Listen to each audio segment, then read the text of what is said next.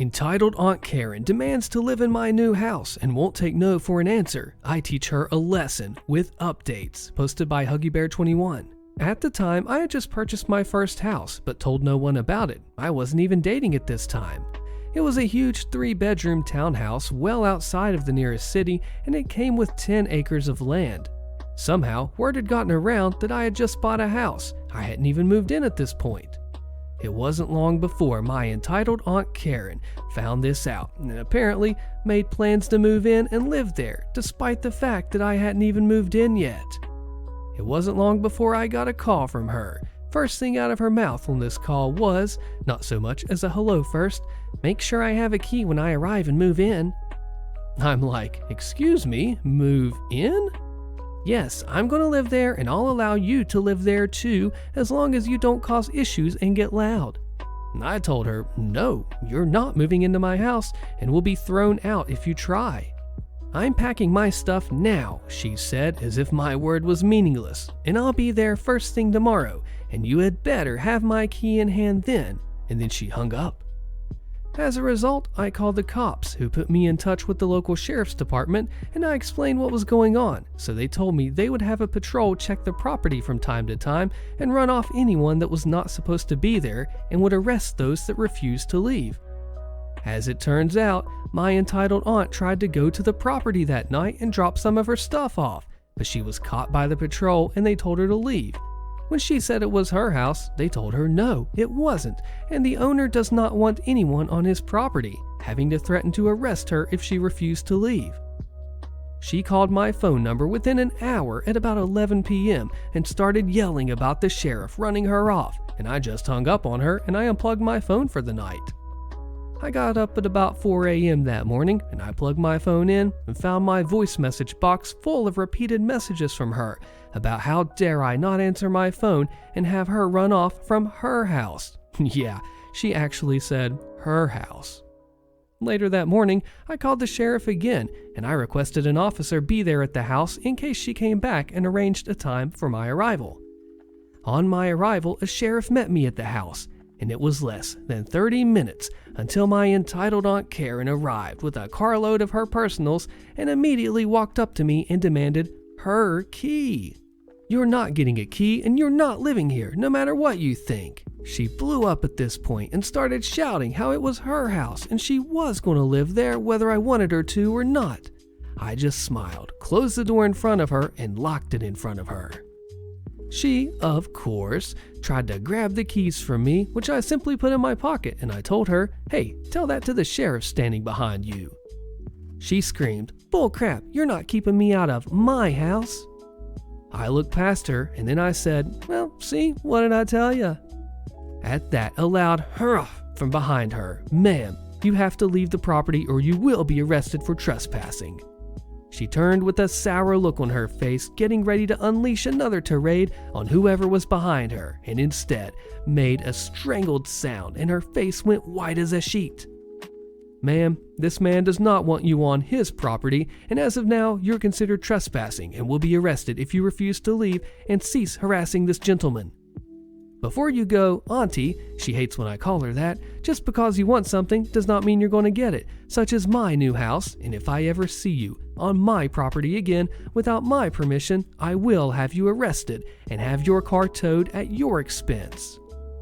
If looks could kill, I'd be dead several times over from the glare she was giving me. Better yet, you're not going to be allowed to come here again, and I don't care if you become homeless or how badly you need a place to live. Now, leave before you get arrested and have to pay to get your car back after it's towed. She left, giving me the bird on her way to the car, prompting a sharp rebuke from the sheriff. To this day, she's been going around telling anyone that will listen how I robbed her of her new house and how she's going to get her house back someday. That's going to be a problem for her. Since then, I have improved the property and I sold it for a tidy profit to a really nice but take no crap couple, and I bought a new property with more acreage, about 25 more acres, and no one is telling her I moved. She did try sneaking back onto the property about 3 months after I sold it, and the couple's husband nearly shot her because she came around midnight, I think intending on trying to sneak in through an open window or something. This time, she did spend about 30 days in jail, 100 hours of community service, and 3 years probation plus fees and court costs for trespassing on private property and attempting to enter a private residence without permission. I don't remember what the actual charge was. Her entitlement knew no bounds, and having a gun pointed at her was a harsh but ultimately necessary lesson after learning she was not getting her way with me. From what I'm told, she's calmed down some, but still acts entitled and is actively trying to find out where I live. The first update. Now here's a little insight on why my aunt is so entitled. As far as my memory serves, she's had an entitled attitude since I was a little boy, always demanding and refuses to take no for an answer. Her husband left and divorced her 3 years after their marriage due to her attitude and refused to accept that the house they lived in was not community property. He owned the house before they married and had to be physically removed from the house by the police due to her entitled attitude. When my father died and left me a sizable inheritance, I was an only child, she tried to get her greedy hands on it, claiming it was hers by right, and even tried to sue me, a 9-year-old child at the time, to get it. She went absolutely bat crap when that failed and wound up serving 2 weeks in jail for contempt of court. Then she tried to fake my signature on several documents to get my inheritance. That failed as it was held in a trust by an attorney at the time and lost any claim to it due to the attempt and was removed from getting any inheritance due to the terms of the will. I still don't understand how she managed to try that without facing attempted fraud charges. From that point, she only got worse. When I hit 18, she came to me with papers and demanded I sign them and had a sleazy attorney with her that tried telling me that they would sue and tie up the inheritance for years to come until I signed over the money. They did not count on me having dealt with the attorney for several years and who viewed me as if I were his own son, who told me to sign nothing if anyone tried concerning my inheritance, and she wound up having to pay for her attorney out of pocket and was in debt. Since then, she's been trying to bully family members into getting what she wants and then threatens to sue whenever told no, even when she has no grounds to stand on. It's currently how she got the house that she lives in now, by threatening a family member with a lawsuit if she didn't get the money she wanted. A family member I shared my inheritance with, she bought my entitled aunt a little house in order to shut her down and then blocked her on everything and went no contact with her and got a restraining order on the basis of being constantly harassed and threatened by my aunt. Apparently, she thought she could take my house from me and no one would stop her. So she thought. During this, she had gotten herself banned permanently from several local stores, including the Locals and several other Wally Worlds and several restaurants. Absolutely refuses to apologize to anyone when she's wrong and will never, ever admit that she was in the wrong and is a major gossip. Even after I sold the house, she tried to forcibly move into it. She still tried to get the house, nearly getting herself shot in the process, and now has a criminal record due to it. To this day, she runs around telling people how awful I am for stealing her house and refusing to admit it was and is her house. She's always had that attitude that the world revolves around her and that everyone in it must bow to her wishes, pre-Scrooge revelation and still cold and greedy. Her mother was just as bad, so I can see why she developed such a bad outlook on life. Has absolutely no mercy towards those less fortunate and even says that they need to hurry up and die. It would refuse the so-called surplus population of useless people. And dare I say, idolizes figures like Scrooge from A Christmas Story and has been heard making comments like, "Too bad Hitler lost the war." Overall, she's basically a very evil, entitled woman that hates anyone that does not share her viewpoint and does not bow to her wishes. And as to her seeming obsession with me, I think that comes from my own mistake in allowing her to borrow some money from me after I was 17 and understood what it meant, and later claiming that she never borrowed anything. She never paid me back a penny, and to this day claims I owe her money. Final update. I've recently found out that I no longer have to worry about my entitled aunt, being as she would never, ever admit she was wrong, and, as it turns out, an avid anti-masker as well. She caught and eventually died from complications due to catching the pandemic. Karma caught up to her and kicked her hard in her backside. No one attended her funeral, not one single person from the family, not even her own kids. I had told my entitled aunt that she would die bitter and alone if she kept up with her entitled attitude toward people, and it turns out what I told her was prophetic, to say the least. As I told her, she did indeed pass on bitter and alone. Still, even with all she has done, I still did not wish ill or harm. I simply could never trust her at any one given time. An example of just how bad and bitter she was towards others. When I was 12, she managed to convince my mother to allow her to babysit. Before then, my mother told me to never, ever sign any papers she may try to get me to sign without her being there to first read it. Sure enough, she did indeed try to get me to sign some papers, and I refused due to what my mother told me. She got mad, went full Karen on me, terrifying me, and locked me in her broom closet, threatening to keep me there until I signed those papers. I still refused. She kept me in the closet regardless until my mother came to pick me up. A few days later, that incident and the butt ripping she got from my mother, she tried to present papers to the bank that held my father's money in and claimed that I had signed the papers. The papers were rejected as being obviously a fake signature on them. To this day, I'm still boggled over how she managed to squirm her way out from under that one, but she managed to somehow, and that's only one of the many things that she tried in her lifetime. Another one she pulled was trying to claim my birthday presents so she could return them and get the money from them. At this time, my father was alive and intercepted her as she tried to carry out my presents. He forcefully threw her out of the house, and she actually had the gall to call the police and told them my father had stolen her gifts. In the end, she got herself a hefty fine for wasting police resources and a cease and desist order. Even that didn't stop her antics. Her antics only got worse up until the day she tried to take over my new house, and at that point I was forced to get an order of protection against her. I got it easily due to her record of constant harassments and entitlement. What would you do in this situation if you were OP? Crazy lady. Self-metering flower pot defeats HOA, posted by JMP817. When I was in high school back in the late 90s, one of my teachers shared a story with the class in order to explain why we would have a substitute teacher in the next week. This is by far my favorite story in the vein of malicious compliance. My teacher was in his late 30s, married for only a couple of years, and over the summer, he and his wife bought their first house together. As is typical, the house was in a development that had an HOA. While he wasn't necessarily thrilled at the idea of a meddling HOA, it is a necessary and unavoidable evil. He went through their CC&Rs with a fine-tooth comb and decided that while there was some stuff that he wasn't a fan of, overall he could live with it, so they signed the papers and they bought the house. About a week after they move in, they get a non-compliance letter stating that the tree in their front yard was not an approved species and it must be removed. Problem is, the tree was native to that spot, was an estimated 80 to 100 years old, and was a pecan.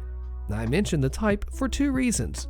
First, a pecan produces nuts, obviously, and that's why the HOA said it can't be in the front yard. After all, a lawnmower flings a rogue pecan through a neighbor's window, and there will be an issue. The second issue is that this was in the Dallas, Texas area. The pecan is the state tree of Texas and, as such, gets a little legal protection. Basically, to cut one down, you need to have a permit. To get that permit, you have to show the tree is diseased or a hazard. Just being in the way is not sufficient. So my teacher is upset as the tree is large, provides lots of shade, and he likes eating pecans.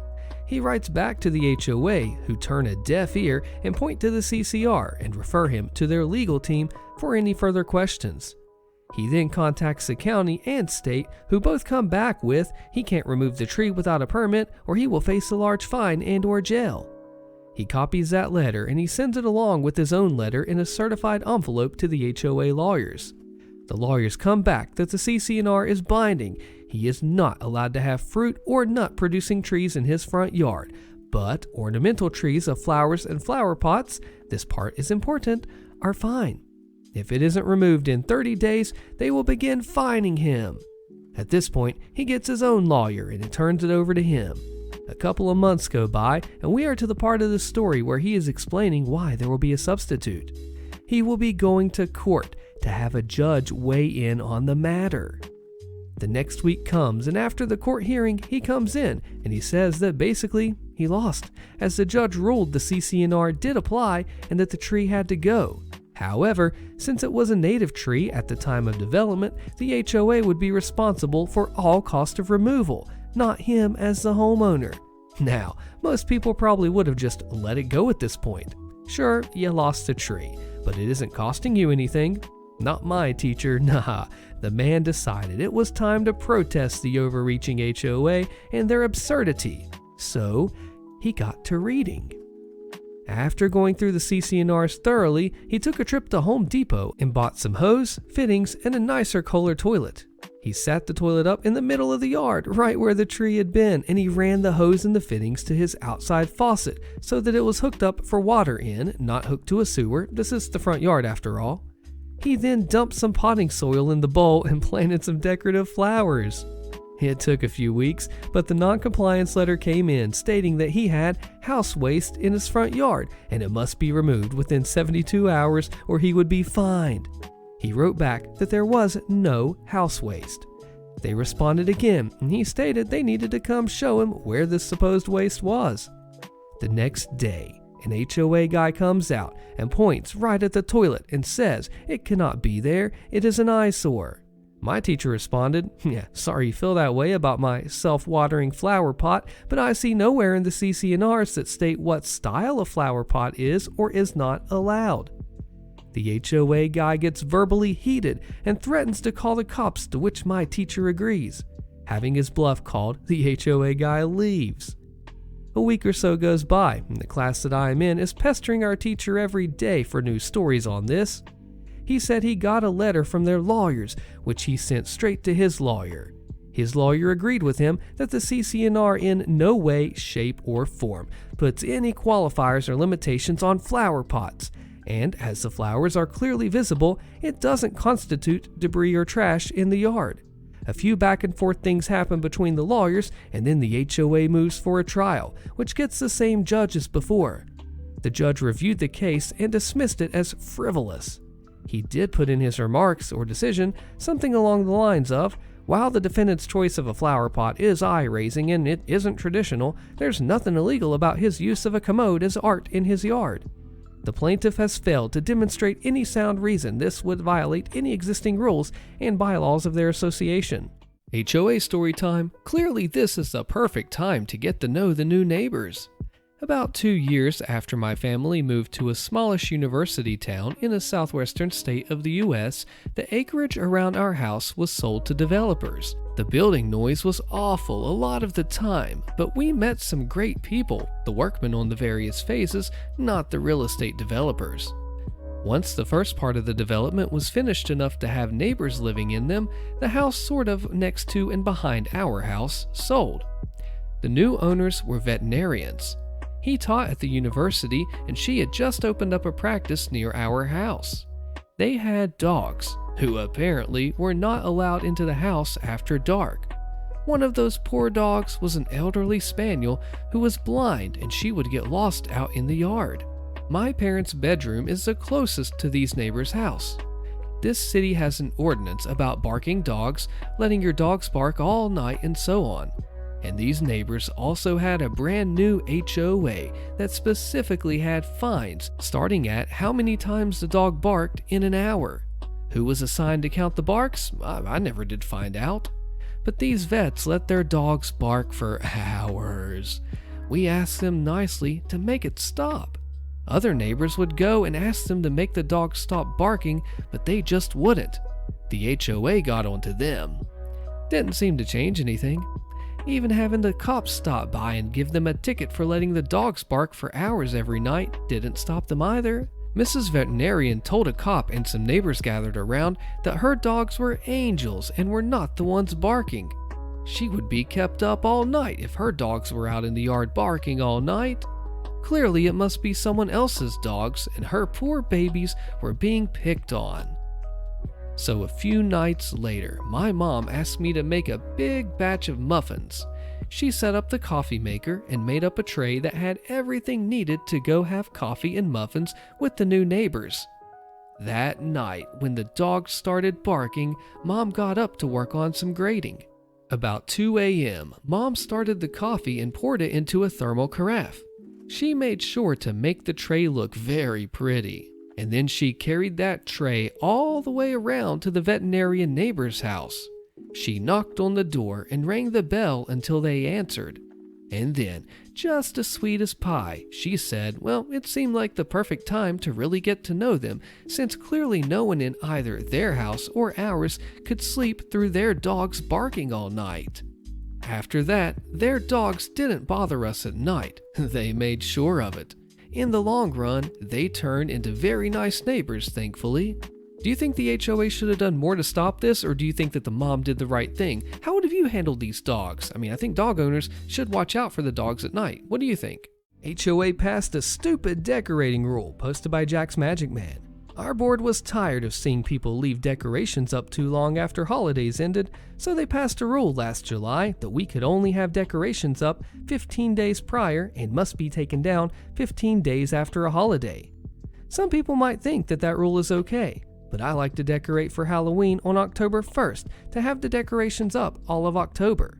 I don't think that's unreasonable, and I liked having Christmas up. It was a tradition on the weekend after Thanksgiving. Everyone is out for the holiday. We make a big deal of it, and we take Halloween down the weekend after Halloween, and Christmas came down in the weekend after New Year's. It isn't up all year. When they passed this rule, I was livid. I decided that they never mentioned which holidays we could decorate for, so the first thing that I did was I go out and I buy red, white, and blue lights. I decorated for the 4th of July, and you better believe that I left those annoying lights up until July 19th. Problem is, there really aren't any major holidays from July onto October. But the HOA did not say it had to be a major holiday. After July 19th, I decorated for International Beer Day, which was on August 4th. How do you decorate for that? Well, it was the same red, white, and blue lights up for the 4th of July, but I removed the sign that said Happy Independence Day and then replaced it with a sign that I made myself that read Happy International Beer Day. On August 19th, I changed the sign to Happy National Aviation Day. I kept the same lights up though.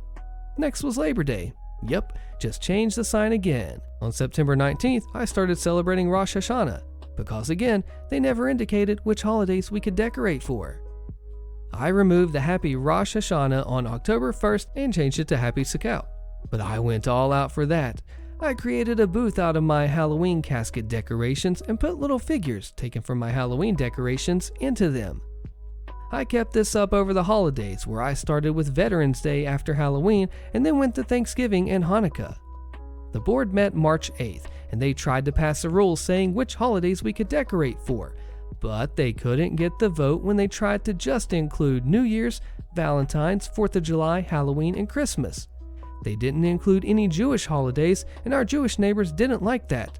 They didn't include any non-Christian holidays like Ramadan, and a lot of people voiced their displeasure with that. So they're going to meet again on April 10th, and I think they're just going to change the rule to make the decorations come down for the holidays in a reasonable time and not put restrictions on when we can start.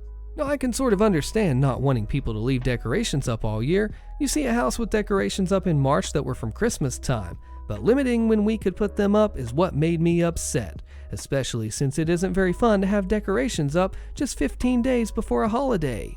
But there had to be a better way to make a rule about it. It's not like it was a problem. Maybe 1 or 2 houses left them up longer than most. But for the most part, you're passing a rule that affects everyone for just 1 or 2 people. Wrongly accused of package theft publicly by the HOA with no evidence. Realistically, could we have pursued a defamation case or something similar? Posted by Independent 720.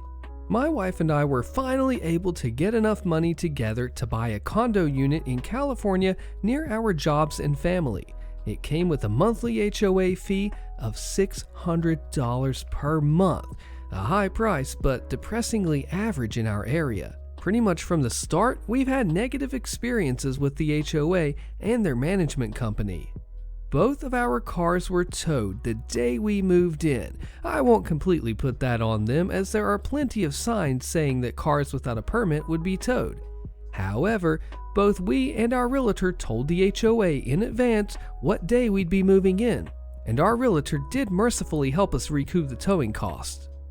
Received multiple written warnings that we would be fined if oil leaking from one of our vehicles in our assigned spot was not promptly cleaned up. The picture they included as evidence of the spill was not of our assigned spot. Despite an immediate response from us, it took more than a month and a second written warning for them to acknowledge the mistake. Plumbing work requested by another resident was incorrectly assigned to our unit, despite us telling the plumber that came to our door and emailing the HOA management company that day. We received a bill a month later of nearly $200 for the service call. It was only because we had a screenshot of a message that the HOA had sent acknowledging the clerical error that we got the charge dismissed. Following the plumber's visit, they had deleted the message thread admitting the error from the portal. All this was just the precursor. Since we'd moved in, there had been ongoing problems with package theft. The complex is gated, both for cars and pedestrians. The mailboxes for the units are located in 2 main subterranean garages, and packages from all services, except USPS, are often left on top of the metal mail containers. There is no secure package delivery area. Over the course of the first year, we had almost a dozen small packages stolen. It was incredibly aggravating, but luckily nothing too big.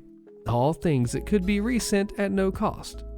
Despite emails and calls to the HOA management company, nothing changed. And we weren't the only ones. Handwritten signs from other residents started to appear above the mailboxes, imploring people to report theft to the local police or encourage deliveries to be left at individual units.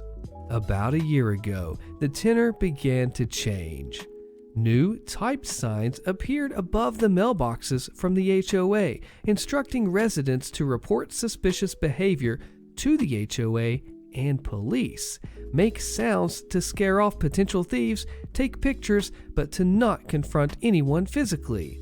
It felt encouraging to see that they were taking some proactive steps, albeit still less than the most efficient measures. The theft still continued.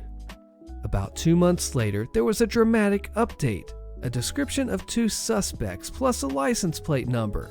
My wife's license plate number. It had been posted at multiple mailbox locations around the complex, claiming that this car had been seen in connection with recent thefts. Not wanting to look more incriminating, we left the signs up while we called the HOA's 24/7 hotline. It was then escalated to the president of the board, and we removed the signs ASAP. The following day, we got an email from the president claiming that the license plate was posted publicly because it didn't appear as registered to a resident in any of their documents, even though we have had an official parking permit since we moved in. He went on to say that an eyewitness had reported the car to the volunteer security committee, who later posted the signs. Thinking back a few days prior, my wife and I had both gone into the garage before heading out to the store. I had stopped by the mailbox, retrieved a few envelopes from our slot, and then I checked some packages to see if we gotten any deliveries, but did not pick up any boxes. It wasn't until I was back at my wife's car that I noticed presumably another resident out of the corner of my eye that had been watching me walk away from the mailboxes. Not thinking anything of it, we then proceeded to drive out of the complex to run our errands. After some back and forth in the subsequent days, the HOA management company agreed to send out an email clarification apologizing for posting the wrong license plate. We asked if our monthly fees could be forgiven for a few months, given the amount of hassle that this had caused, the way our reputation with our neighbors had been affected, and so on. The HOA board that approved the signs in the first place unsurprisingly denied that notion. It was cited that they were a non-profit HOA with all fees currently allotted to existing cost, so if we didn't make our payment, others would have to pay more. Instead, they offered us free rental of the community room in the complex for a year. Since then, the theft problem has continued. Several neighbors, including us, have asked the HOA to install a security camera system near the mailboxes. It's been ruled out as too expensive, despite a $2 million emergency fund existing. My question, after all of this, is it accurate that HOA's nonprofit status insulates them from any sort of financial liability in a sort of defamation situation like this? It makes it feel like they can dodge responsibility while acting recklessly. They've done nothing to address the theft situation, and it's continued unchecked. I mean, this is our first experience with an HOA. We'd heard the horror stories going into it, but we were surprised at the string of negative experiences where we were mistakenly involved. Makes you feel sort of helpless when you're having to deal with the hassle and the aftermath. This HOA Karen property story took a twist I didn't expect. It's called No Good Deed by Carl the Well Endowed, and it has an update. So this has been developing over the last 6 weeks or so, when an elderly woman, her friend, and her handicapped niece moved into the house beside us. Things started off interesting, but the women all seemed nice enough. The wife and I were finishing up a movie at around 11 p.m. when we heard something at the side of our house. It sounded like someone was trying to get through our side gate into the backyard. Upon investigating, I saw that someone was trying to get in. Our new neighbors had just driven into town and were confused about which side gate was theirs and were attempting to open our locked gate. I helped them get into their own yard. Their real estate agent had left their key in the backyard, and I helped them move their bags into their house. I got to meet the 3 women who were moving in, and I realized that they were in no shape to be moving heavy things around the house. The new owner, Candy, not her real name, but her real name is still a stripper's name, so I think it works. She's in her 70s and gets around with a cane. Her friend, I believe that they are romantically involved, but we live in the South, so I think she's accustomed to not saying so explicitly, gets around with a walker, and the niece is in her 50s and is quite severely mentally handicapped. Seeing this, I offered to help them move anything that the movers had misplaced. Candy was mentioning that some items were in the wrong rooms, but that I had to be getting home soon and would be back tomorrow to help. I arrived at their place around 8 the next night, after getting our kids to bed, and just moved all their boxes from the garage into the correct rooms. Not a big deal.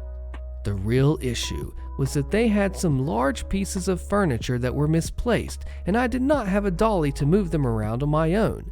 At this point, Candy and her friend were being extremely thankful and polite, so I told the women that I would be more than happy to snag one from a friend on the way home from work tomorrow, and I could help to move the rest of the stuff, and that I would be over at about the same time.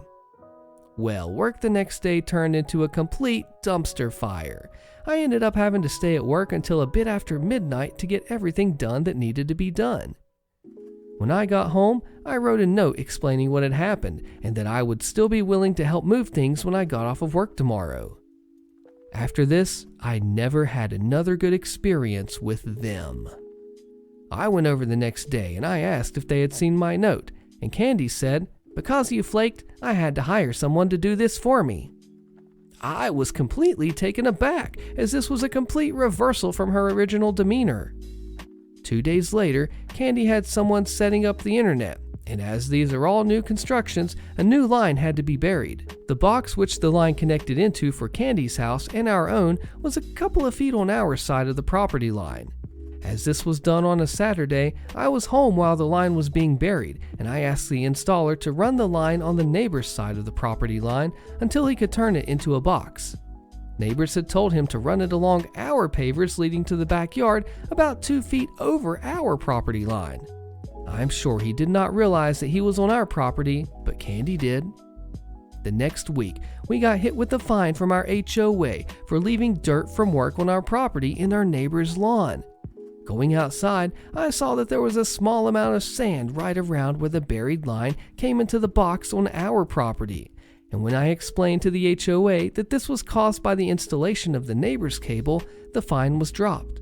Clearly, Candy had called this in, which really ticked me off, but she would not come to the door when I was knocking to talk to her about it. Small things like this kept happening. I would go out and our recycling was full, as it takes a few weeks to get your bin delivered, so Candy just threw her crap in ours. We had an HOA inspector come over to assess unauthorized permanent structures on our property. These structures were a trampoline, which is not considered permanent by the HOA, and a small play structure, which is. However, we applied with the HOA to install that one. Well, she has escalated things over the last couple of weeks. The Monday before last, we had a crew coming in to install solar panels on our home. While this was being done, the cops showed up, as someone had called in that people were breaking onto our property and trying to get through the back door. Cops are cool and said that someone must have just been confused about what was going on, and I informed them of the issues that we were having with our neighbor, but they didn't say much about it, and they didn't do anything. I was out with the installers working in the yard, and there was no way that anyone could reasonably believe that people were breaking into our home. Once again, we had an inspector called on us to check out an unapproved modification to our roof, the solar panels that we paid $400 to the HOA to install. On Sunday, the cops showed up again, and this time it was much more serious. The call that they had gotten this time was that our children were locked in our backyard in the heat, that my 2-year-old was out there naked, and that they were screaming to be let back in. Basically, we were being accused of hurting our children. Thankfully, the screaming was still going on when the cops arrived, as my 2-year-old was squealing and laughing, running through the sprinklers. Took a little longer to assuage the cops this time, and they told me that I probably should have my daughter in a swimsuit next time. Due to the nature of this call, they did speak with the neighbor afterwards. Candy feigned ignorance and said that her handicapped niece must have placed the call. The niece is almost completely nonverbal, so this was clearly BS, but I do not think that the cops wanted to deal with this and talked with us one more time, explaining their conversation with Candy before heading out. Not really sure what we can do at this point. I submitted a complaint to the HOA, but I do not think that this is going to do anything, and I'm not sure if this has progressed to criminal harassment yet. But I am sure this is far from over. Update: the neighbor on the opposite side of Candy, let's call her Katie, has been getting some work done on her home, including the installation of a sunroom. At 6 a.m. on a Sunday, Candy made her way into Katie's backyard through the normally locked side gate and went into the sunroom to look around. Katie was notified by her security system that someone was on her property, so she called the cops. Candy was gone by the time the cops arrived, and Katie did not recognize her, but Candy's return to her property was caught on our Ring camera. The commotion next door got us up, and my wife checked our notifications. Katie had the cops issue a trespass to Candy, and we requested that they also inform Candy that she was not welcome on our property either. Cops told us it would be criminal trespass if she does so after being warned. We reached out to a local security company regarding getting cameras on the sides and the back of our home. The quote is a bit out of our budget, so we will be looking around for more options, but we will definitely be installing them. I know we can save a ton by setting up our own system, but the wife hates exposed wires, and it's definitely out of my capacity to do something that she would find acceptable. This commenter is so right. Cameras, cameras, cameras, and not a place for her to hide. Please get as many as needed to cover 100% of your home and property. Hey, the video won't lie. Mess with my kids, lose your house. Posted by Outrageous Duck 164. I, a 50-year-old male, have 2 stepsons, who I just call my sons as I've been in their life since they're 8 and 10, and they're now young men. My wife and I made it a point to have a great relationship with their dad, Jason, and made sure that he had a chance to be around as much as possible, even staying at our place frequently to be around his boys, as he lived over an hour away and couldn't afford to live closer. Jason had a crazy ex-girlfriend who had tried to claim that they were married, variously saying common law, or that they were married in secret, or married on an Indian reservation. But he had a restraining order out against her because she was nuts and had tried various ways to screw up his life. The ex is a horrible person. She had been arrested several times for forgery and fraud. She and Jason had a fiery relationship, but he had it in his head that he should make it work, as he did like her daughters and grandson. But the ex got him sent to prison for violating his probation when he left the county to go to his mom's funeral and hadn't filed an appropriate form. I'm a little unclear on this part, but she played a major role in it. After he got out several months later, she wanted him back and he wasn't having it. He made a clean break, moved to a new town, but she continued to harass him, thus leading to the restraining order. She would send texts to people pretending to be police investigating, saying that he was drunk driving or taking drugs, or pretending to be friends and family to spread rumors and hurt him. She even sent texts to my kids from burner phones, pretending to be other family or friends, saying awful things about their dad. Jason died unexpectedly of a heart attack, and it was a shock to all of us. He was finally living in peace, had great relationships with friends and his sons, and was the happiest that he'd ever been. He didn't have much. He lived in a single-wide trailer that a friend had let him stay in for free, some boxes of tools, old comics, video games. He had D&D books and modules, mementos from his times in the Marines, and an old 2009 pickup, which, on several occasions, he had promised my oldest son. Let's call him Paul.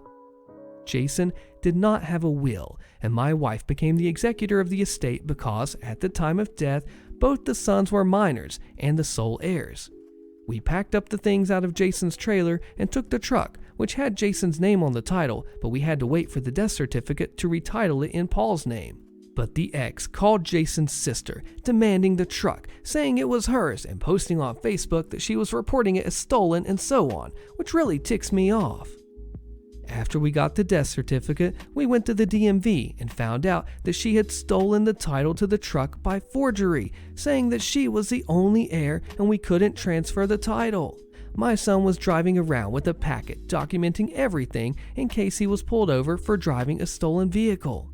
We had to get a lawyer and start a special process that took several months before a director at the DMV fixed it, and we were able to title the truck with the ex continuing to threaten and cause problems, and it made everyone miserable, and then it cost us several $1,000s in legal fees.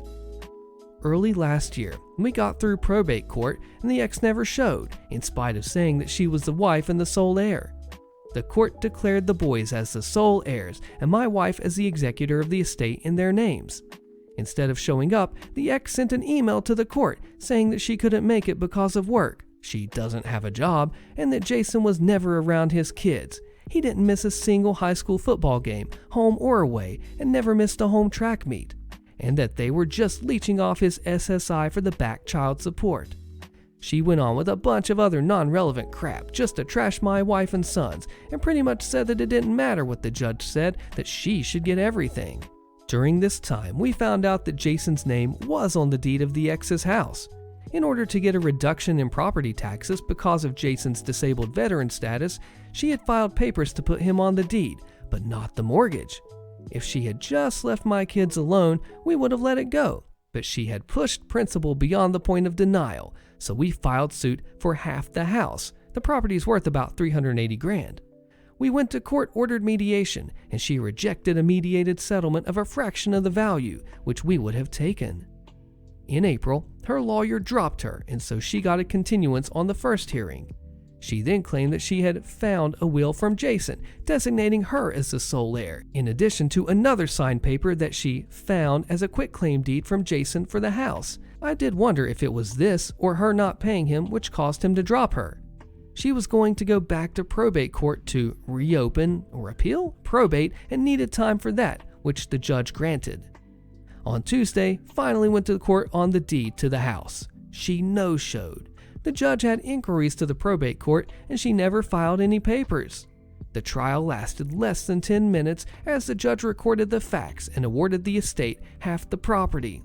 They will impanel 3 lawyers to determine how the property will be sold, and she's going to lose her house and for the first time in her miserable life face the consequences of her actions. Screw around and find out. You try to be nice to somebody, they take advantage of you like that. You give them an inch, they take a mile, and eventually they get so greedy it just falls all up in their face. Way to go, OP. My next door neighbors are HOA board members, and I assume they don't appreciate my small garden of fruit trees, bushes, and greens in pots. They have talked to me about the garden before, but never anything negative about it. After months of gardening, I just got an email from the HOA saying that I need to move my garden because it is unsightly and a nuisance. I assume that this is because this is the closest bylaw they could find that would work to force me to move the plants. My cars in the driveway block the plants from street view 80% of the time, and I even work from home. I would deem unsightly needs to be seen. I wish my neighbors or anyone on the board would have just had a discussion with me about it, rather than try and misconstrue verbiage of our bylaws and claim the garden is a nuisance. They claim that potted plants are not a problem to have, only mine in particular. I would have been happy to comply originally, but now I am too angry to. So by their wording, I should be able to keep my potted plants where they are, as long as I make them somehow not unsightly, while they have not expanded upon what makes it unsightly. I assume because I'm growing food and not just flowers and decorative plants. My neighbors recently built a fence and attached it to my fence without my permission. I never said anything about it, but now I am eager to give them a written letter telling them they need to disconnect from my fence and build their own. My friends and family all have strongly advised not doing this, but I'm obviously more upset about it than they are. OP gives an update to unsightly being up to interpretation and potentially suing the HOA. That's reassuring to hear. The bylaw is clearly not written at all. Would I have to wait until they find me to take action? I've always heard from others, take that as it is, that the HOA is usually the winner. Beauty is in the eye of the beholder, and I know I enjoy the garden, and my kids love being able to grab a strawberry when we're leaving the house. There are other properties in the approximately 100-house HOA that have tomatoes on their front door and pots leading down their entire driveway. HOA story time. Neighbor not in my CCRs says he's going to sue me to enforce the camping vehicle rule, posted by HP Dork. So, long story short, I've lived in the house for 7 years. One neighbor comes up and hands me a letter to remove my motorhome from my driveway in 30 days based on the CCRs. Never even knew they existed, and neither did my other neighbor who's lived there for 15 years. Apparently, my house, along with the house north and south of me, form a subdivision with CCRs. I found the paperwork, and the original, hugely vague CCRs do mention no camping vehicles are allowed in the subdivision unless loading or unloading. I quote the word subdivision because our houses are literally side by side on a public country road. I did some digging and I found out the previous owner parked a camper and fifth wheel on the property for 10 years without anyone saying anything. So I told the other neighbor this, and he basically tucked tail and conceded. Turns out, my neighbor across the street, who isn't in the CCRs, is ticked about the motorhome and basically using my neighbor, who is in the CCRs, to get me to move it. So I went over, and dude was complete butt. We always talk to each other weekly when we see each other outside and everything. Now he's all, "You're not being neighborly," and all that. Then he says he's prepared to sue me. Like, okay, bud, you have no leg to stand on, but feel free to bring a frivolous lawsuit against me. I'm not going to push it in the heat of things, OP updates. The other neighbors just want to stay out of everything for now. I'll probably just push for a vote to just remove the CCRs altogether and be done with it all. This was about 10 years ago, 2010-ish. My family lived in a very nice gated community with an HOA. It was during the summer, and most weekends we would bring our boat to the house on Friday nights to take out on Saturdays, and then move it back to where we stored it Saturday night. The HOA had a rule where you aren't allowed to keep boats within view of the street. Our driveway ran up beside the house, and we'd intentionally position it to be as invisible as possible. For the one night it would be there. Basically, all that was visible was a small T-top over my dad's truck. Our HOA was actually pretty awesome, super laid back, and really only did anything when there was a complaint. It was a relatively small neighborhood, less than 50 houses, and the HOA was really good at throwing monthly parties where we'd shut down a cul-de-sac and everyone would bring food and music and we'd all have fun. This was kind of what an HOA is supposed to be in theory, a good thing. Well, Karen had made a complaint to the board about our boat and had provided time-stamped photos of multiple violations. Mind you, one night a week, but she claimed it was consistent. The president came by to tell us, and it wasn't there when he was. We told him our side of the story. Basically, it was only there for about 12 hours on the weekend, and he said that he nor anyone on the board had ever noticed it. But since they had a complaint, they had to request that we remove it. I completely doubt they'd actually fine or do anything past asking, but rules are rules. Cue my father's mastery of the art of malicious compliance. Well, an important bit of information about this piece of property: when the neighborhood was built, my dad bought the house as well as a property bordering the back of ours that was not a part of the HOA or in the neighborhood and originally had a small chain link fence between it and the house. It was accessible through a small street with a few homes on it bordering our neighborhood. Well, my dad's beautiful brain started thinking about, and for the cost and inconvenience of storing it at the storage place, he could probably just build a pad for it behind the house. He had a gravel pad put in the corner of the property with a shed over it, intentionally as close to the edge of the property so it would preserve the view out the back, or be very visible from the front of the house, either one. There wasn't any real backlash about it. Apparently Karen brought it up again, and the board politely informed her that they had no control over that property, and I think she admitted defeat. The board actually found it pretty funny and never had any other issues with them. Karen moved about a year later, and my parents moved about 2 years ago. I love the neighborhood though, genuinely a positive HOA experience, just an annoying Karen to make life inconvenient. Grumbly Old Man says, what's better than FU I'm building a shed money? FU I'm building a shed on wheels money. Can an HOA tow an illegally parked car? Posted by Lights Out. My HOA has a CC&R stating that we can't have a vehicle parked on the street. When we first moved in, I didn't think it was a big deal because, well, one, I had only 2 cars at the time, but since promoted and have a company truck now, so I leave my car on the street in front of my house. And 2, from then and even now, plenty of people park on the street anyway and have never been towed, at least from what I've seen, and I regularly jog and walk around this neighborhood.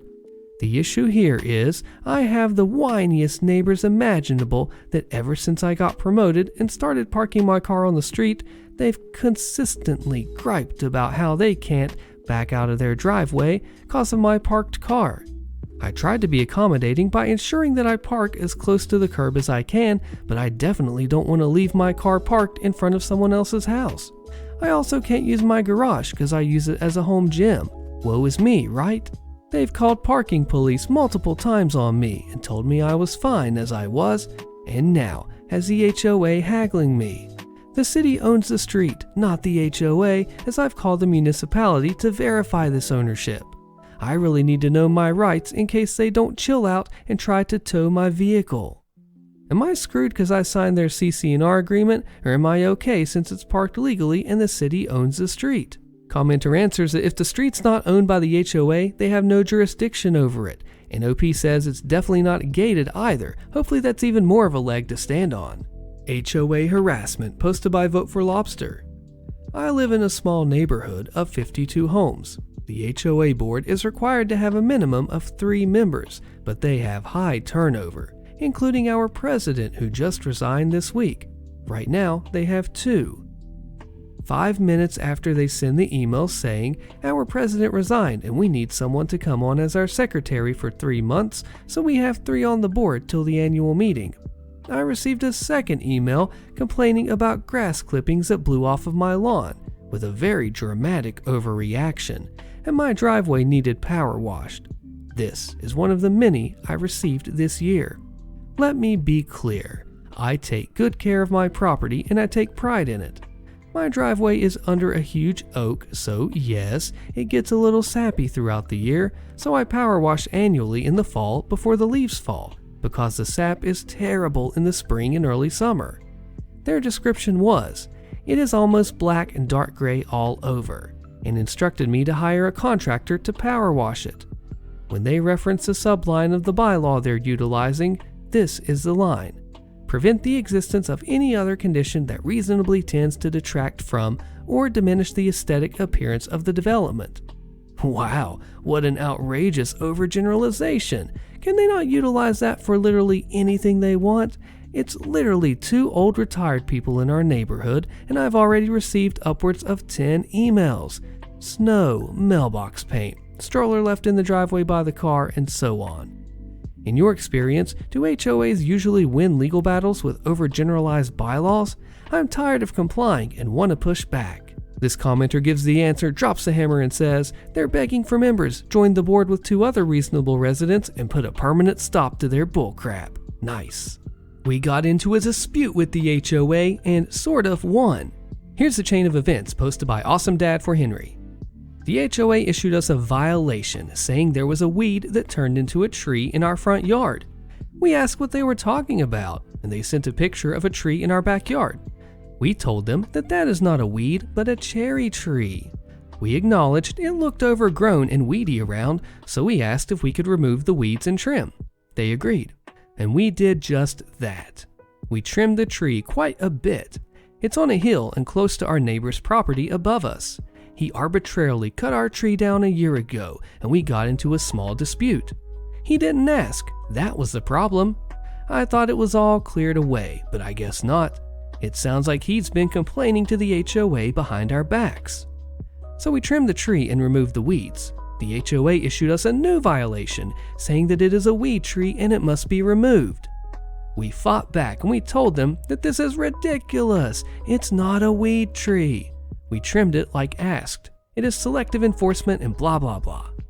So they shot back and said we can keep our tree under 3 conditions. It must not exceed the property lines, it must not exceed the roof line, and it must be manicured professionally by a landscaper twice a year. Twice a year makes sense because this cherry tree grows fast. I don't understand the professional thing other than it sounds like the neighbor keeps complaining and probably making it out to be a hazard. So maybe they feel like if they make us do it professionally, the guy has nothing to stand on with that documentation? We had no clue this guy was complaining so much. If we can get someone to trim it for $200 every time, $400 a year, we will do it. But I think it's crazy that they are enforcing that. The HOA probably doesn't realize that certain trees need to be done certain ways in parts of the year. I hope they don't try to screw over OP that way. Old guy swipes my shopping cart with his Prius, expects to trade vehicle insurance, posted by Calidus. I'm still shaking my head over this. It happened several months ago. I was getting ready for a home project and had picked up some corrugated steel roofing, a load of lumber, and 4 bags of construction sand from the local big box home improvement store, the orange one. The lumber was over 12 feet long, and everything fit on one cart. My pickup truck was parked in the parking lot, and I planned to push the cart there to load it, just like hundreds of other customers do. There is a high awning at the store exit, and after that, there's the parking lot. There is no pedestrian painted crosswalk, but this is California. Parking lots are pedestrian right-of-way. Anyway, I check both ways before pushing this heavy, long, and unwieldy load into the parking lot. I let the Jeep coming from my right go by. The Prius on my left is a long way away, so off I go. I didn't realize how fast the Prius was going, almost 40 miles per hour. I had about 8 feet of lumber into the parking lot when he drove up on me. He swerved and missed, so he didn't hit me head on, but he did kiss the load of 4x8s with his right front quarter panel. The wood then laid a perfect crease all the way down the side of his shiny Prius, all the way back to his rear quarter panel. With 200 pounds of sand, another 200 to 300 pounds of wood, and maybe 100 pounds of steel, the cart didn't move. Heck, the wood wasn't even damaged. The driver stopped almost 30 feet away, put his car in park, and came to check damage. He was old. Look, I'll be 60 this year, but I guessed he was easily 20 years older. Skinny and looking like dried jerky, but spry enough and alert. We asked each other if we were okay, and he checked the damage on his car, and out of habit, I took photos of the damage, his license plate, my cart, and the area. Then he came up and asked to trade vehicle insurance. I laughed in his face. My truck gets parked way over there. Why would I give you insurance on it? He got upset and asked me how I was going to pay for his car.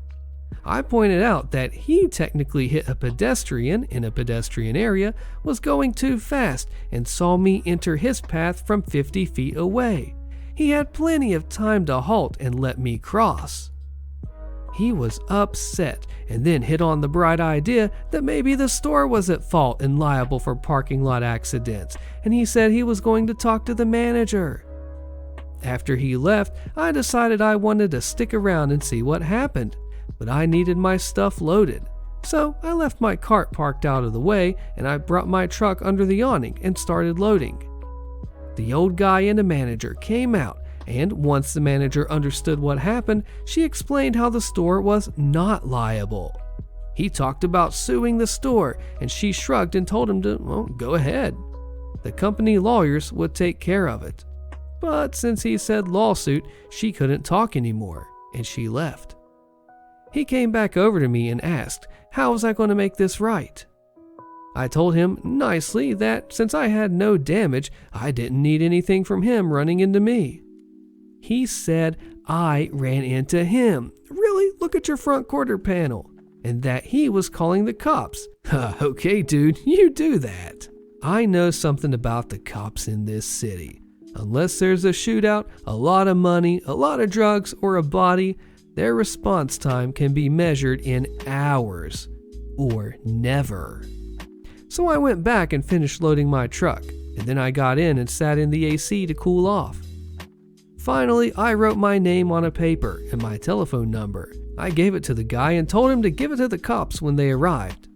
And then I left. About 5 hours later, a cop called and asked to trade information about the guy, basically driver's license info. They were still at the store. The guy sounded frustrated. So I read off the details of my license, and the cop read off the details of his license. No insurance info was traded. He just wanted to know who to sue. The cop emphasized the gentleman's birth date.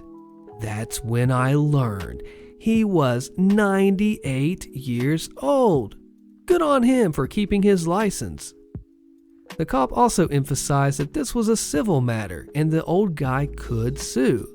I said that I understood and I looked forward to it. I've received no court summons, no other action, and my backyard goldfish pond is still in work. How old did you expect the guy to be? Because I wasn't ready for 98. What about you? Takeout fires back at Karen, posted by Carl. This one is hilarious. Karen leaves a review on a site, 2.25 stars, saying, "The wrap was all soggy, so I couldn't eat it. Just ate the chicken and the burgers were missing food that was advertised." What? So then the restaurant comes back and says, "Hi Karen, had a look into your order. You ordered 2 burger meals and a wrap and chips, which were all packed and sent out to you. We can only deliver what you order. Maybe cut down on your drinking and then you won't forget what you ordered." Oh, this HOA story is so good. It's called "I Planted Bamboo That Overran My Neighbor's Property Over a Security Light." About 4 years ago, I used to live in a nice HOA in a small town in Texas and enjoyed having only one neighbor over my backyard fence. The plot was about 2 acres, and the other side of the backyard butted up to a hayfield. The stars were beautiful at night because of virtually no light pollution. Until the neighbor decided to install an incredibly bright security light over their back porch, aimed right at my back patio and bedroom windows. I tried to ignore it at first and put shades in the bedroom, but out on the patio, it was like having a bright LED headlight in your face all night. I consulted the HOA about adding a privacy addition to my fence to increase its height, and they said no because it's already at the 8-foot max allowed height. They said there was nothing in the bylaws or whatever about bright lights, so nothing they could do. So I hated for this to be the thing where we finally had a formal greeting after 3 years of back porch waves, but I walked over and rang the doorbell with $20.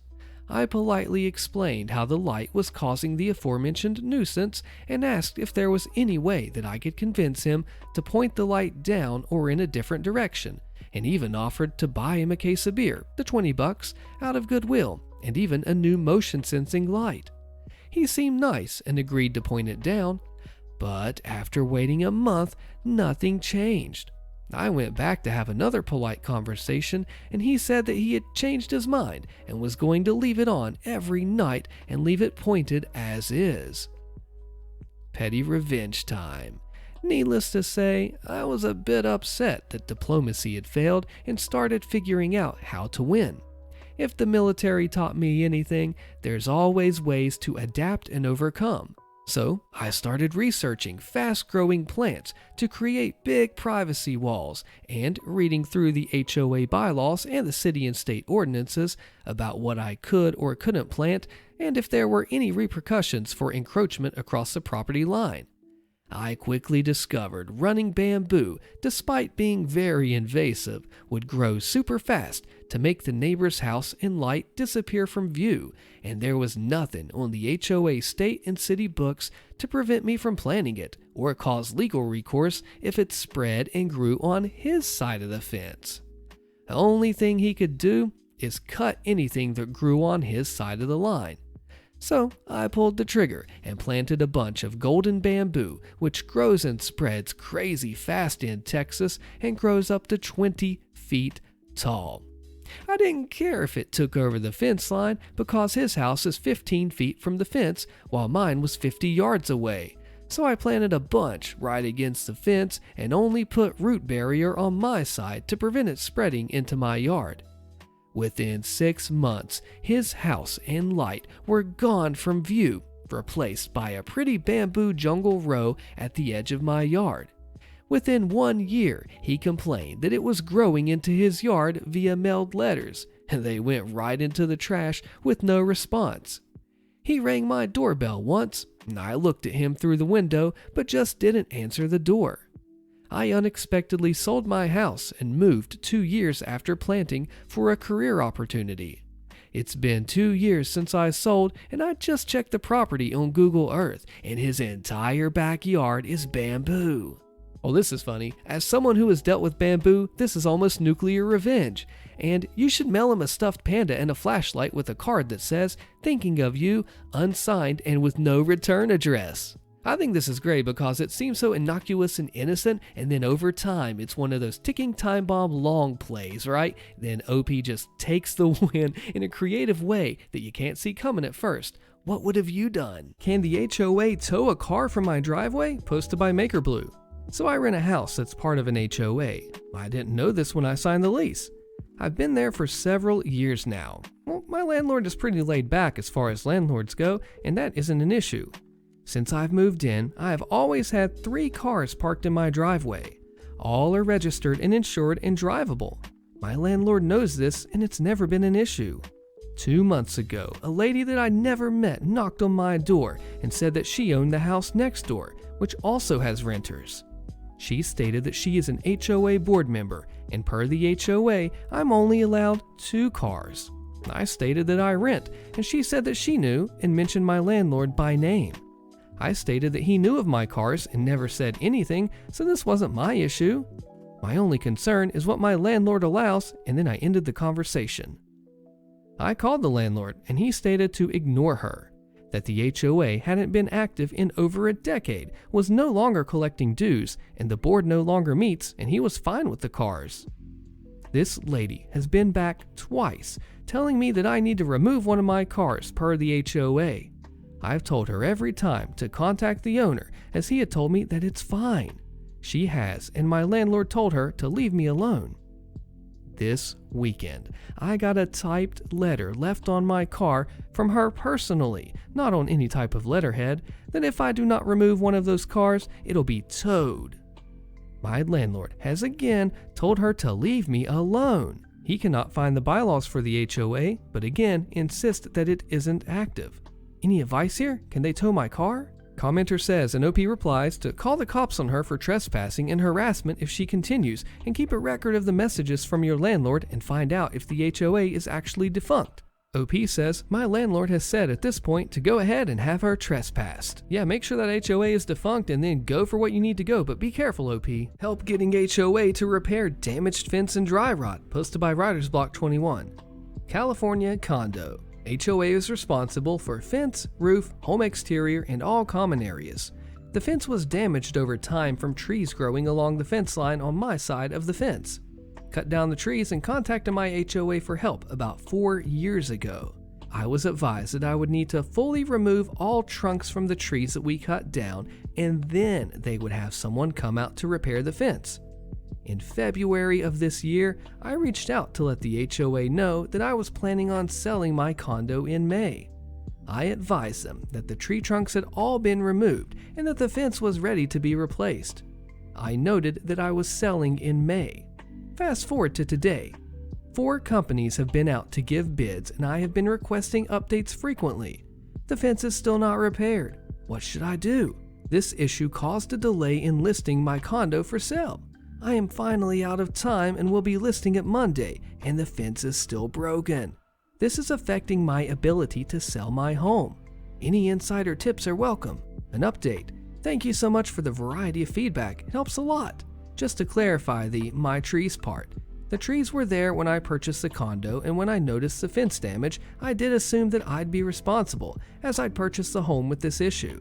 I reached out to the HOA and was pleasantly surprised that they said they would cover the repair. I think this may be because the entire fence along that back area covering 4 units is barely holding on. I totally would have understood if they said it was on me. I feel much better about listing it as it is now.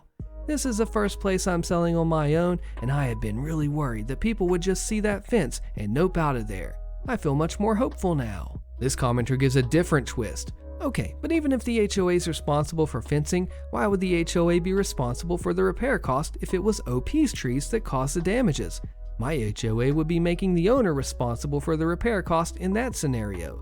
Is it different by state? Interesting, what do you think? Good luck getting into your car in the morning, posted by Fudgenearby464. So I live in an apartment in the city, and we have our own parking lot, which is great, as there are little to no parking spaces nearby.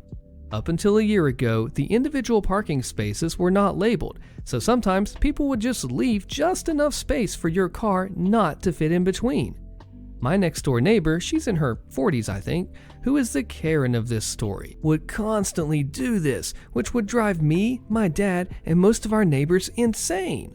Especially since there was a section of the parking lot where you could fit 2 cars, and 2 sections where you could fit 3.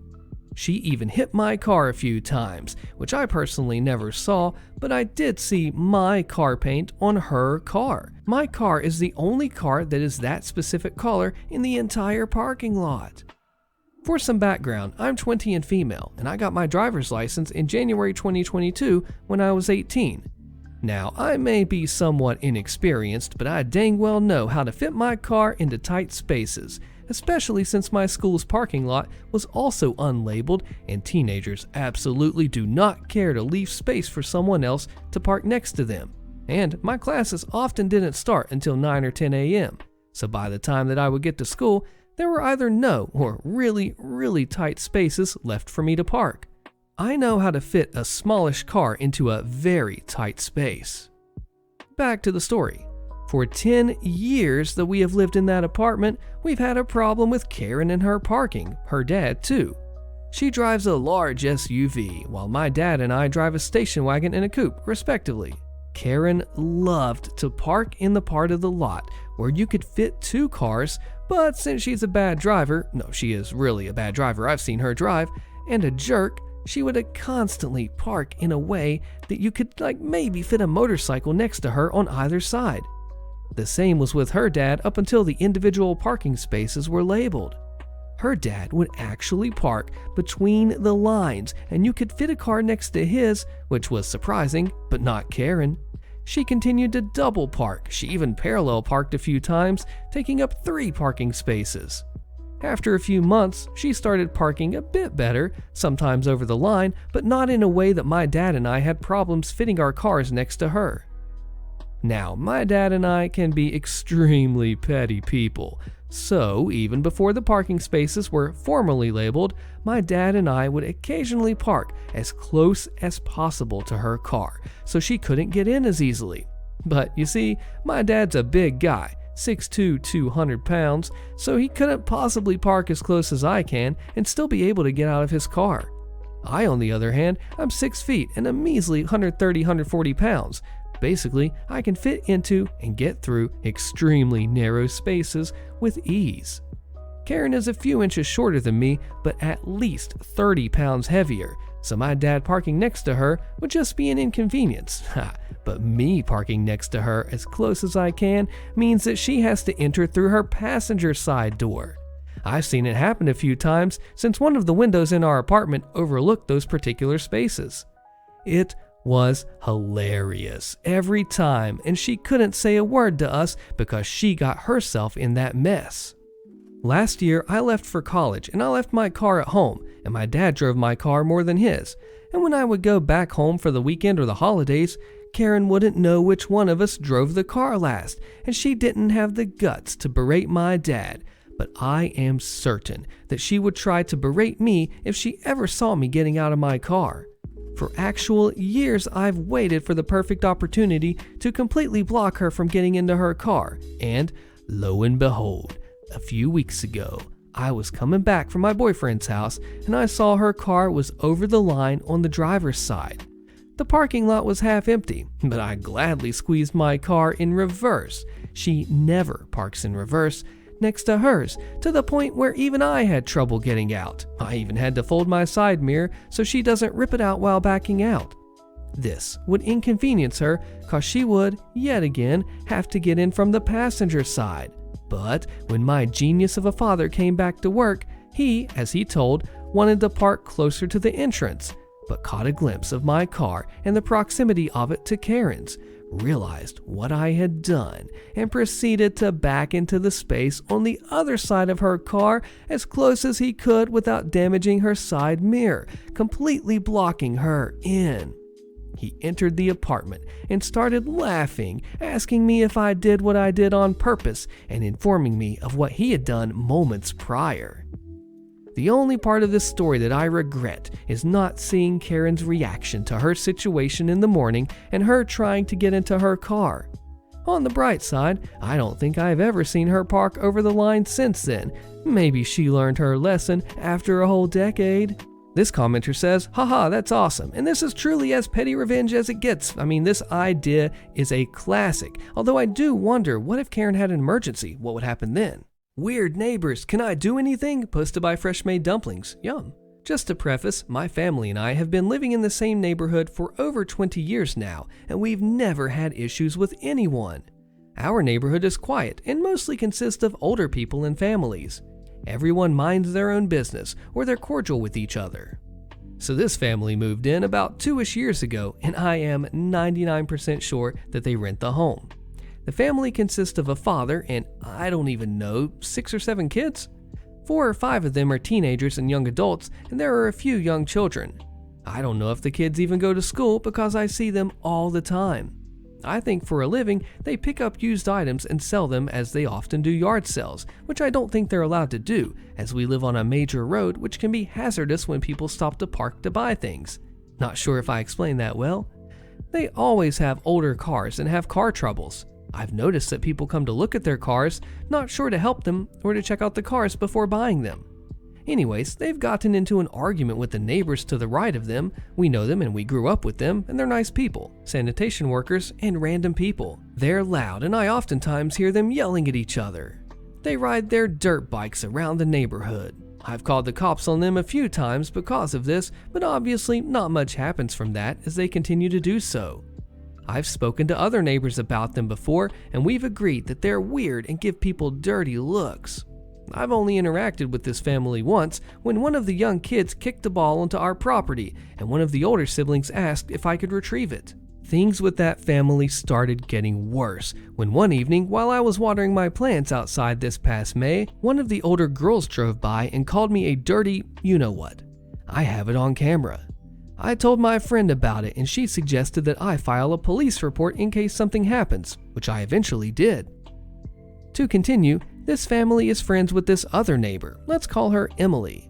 I've never spoken to Emily prior to a few months ago, even though she's lived in the neighborhood for almost a decade. No beef, by the way. I've never seen much of her until this last year. I don't want this to come off the wrong way or that I'm judging her, but there is something visibly off with her, possibly drug usage. She can be erratic. One day, while I was taking a walk, Emily was walking in my direction with her dog. She confronted me, and mind you, this was my first time speaking to her besides waving hello, and said that family claimed that I accused Emily of stealing my packages and moving my sandals or something. I was in disbelief. This confirmed my suspicions that this family didn't like me, but finding out that they'd lied about me was a whole other level. First of all, none of this ever happened. Second, why would I speak badly about Emily out loud to the point where this family can hear me when I know that they're friends? Emily and I cleared the air, and she continued to tell me how this family makes fun of me because I like to sunbathe and sit outside in my bralettes. Who freaking cares? I'm not nude, I'm on my property, not bothering anyone. And they talk crap about other people in the neighborhood. Emily also told me that she has a problem with them as well because they keep manipulating her or something. This happened back in May, and since then, Emily and I have spoken a few times, but not recently, as I haven't seen her. I'm glad we cleared the air, however, I know that they're still friends to this day.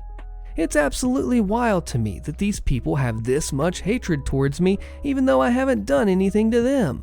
My home and neighborhood have always been a safe place for me, but ever since they moved in and actually harassed me, makes me feel very uncomfortable. I haven't confronted them or said anything to them, even though I want to, because they're the type of people where they have nothing to lose and they'll definitely escalate the situation. When I filed a police report and spoke to the police officer, he said that I could ask for a mediation officer to come out and speak with them, but I don't think that'll do much. And then this morning, Emily gave my brother multiple dirty looks and spoke under her breath as he was getting into his car to go to work, so now it seems like she has a problem with us. I don't know what to do. Should I continue to ignore them and be the bigger person? Should I somehow contact the homeowner and inform them of what's been going on with their tenants? And if I do, how do I go about that? And I don't think I can legally do anything, as they haven't physically done anything to me. So the only legal option is to get a mediator to speak with them, which I don't care to do. Commenters say to contact the owners in your HOA if they're in one, but really could put up cameras if they were doing anything, but it sounds like they're just being bad neighbors. I hope you get out of this, OP. It sounds like a rough situation. Very, very, very mysterious neighbor, posted by Yank Simeon. Alright, so I'll start by saying that my neighbor isn't technically annoying or irritating in any way, but rather incredibly peculiar. I'll soon explain why. However, I apologize if this is the wrong subreddit for this post. I'm simply trying to figure him out, so any and all theories and suggestions are very much welcome. I've been living in my current apartment building for a little over a year and a half now. That means I've experienced all sorts of weather, ranging from scorching heat to teeth-clattering cold. However, no matter the temperature, every single time I ran into this neighbor, he was wearing the exact same attire. A thick black raincoat with the hood pulled over his head, long black pants, massive winter trekking boots, gloves, a surgical mask covering 2/3 of his face, thickly rimmed glasses, and an umbrella, even if it wasn't raining and the forecast wasn't calling for it either. And I do mean every single time. For reference, the average temperature for the past few months had been just over 100 degrees Fahrenheit every day, and he's still always equipped the exact same way. I reckon I must have ran into him about 10 or 15 times by now, and I have never, ever seen even so much as an inch of this man's skin. And not only that, I don't even know what his voice sounds like. He has never greeted me back, and I have also never seen him interact with any other neighbors. Matter of fact, he tends to scatter pretty quickly whenever he runs into people. Now, I've considered many possibilities, starting with OCD or some other neurodivergent condition, coupled with what is perhaps an extreme form of hypochondria, which would explain the mask and the gloves, as well as the avoiding of social interaction. I've also thought about the possibility of an autoimmune condition that may cause the skin to be extremely sensitive, which is why he'd have to be completely covered up and shielded from outside factors. These first two still don't explain the umbrella or the trekking boots. The last explanation I could think of is that he doesn't want to be recognizable in any way, which is counterintuitive considering that he sticks out like a sore thumb among people dressed in shorts, tees, and sandals in 100-degree weather. Whether that is paranoia or hiding from law enforcement in some way, admittedly highly unlikely, I'm simply stumped. I'm aware that I may be coming off as very nosy, so I want to make it very clear that I do not have any problem whatsoever with his choices of attire or behavior. I also think it would be extremely impolite and inappropriate to ever inquire about this, considering he doesn't even greet people.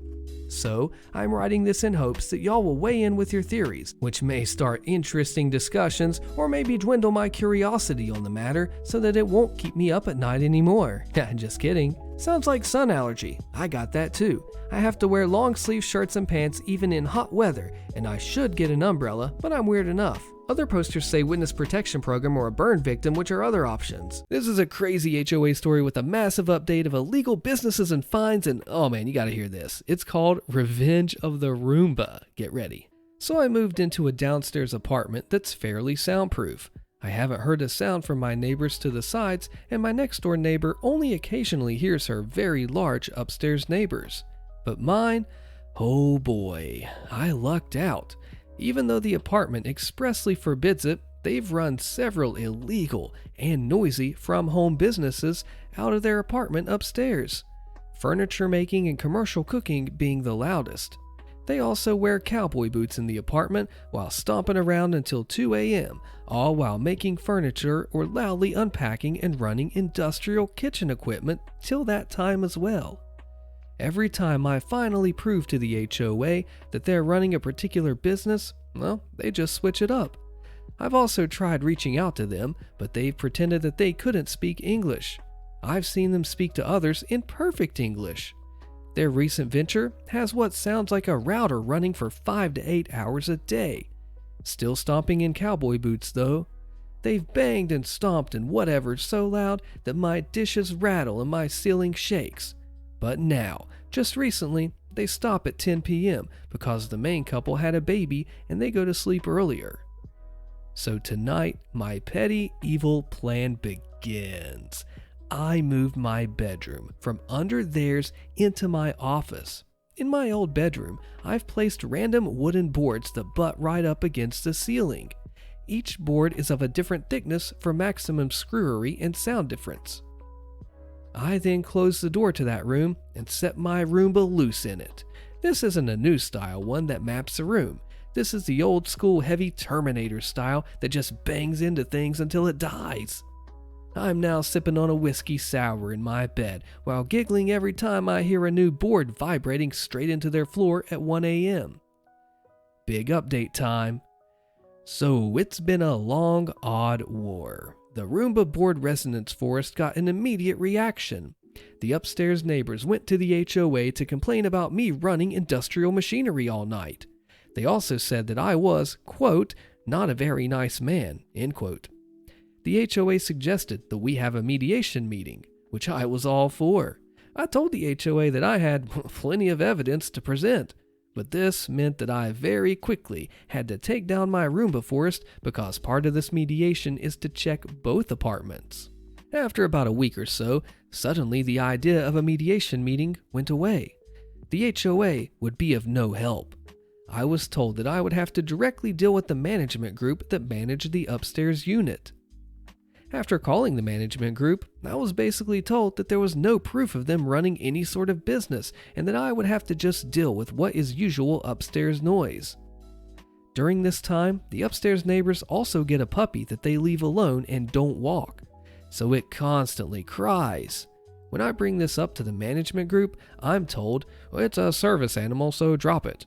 I am clearly losing every battle. So I am become Karen.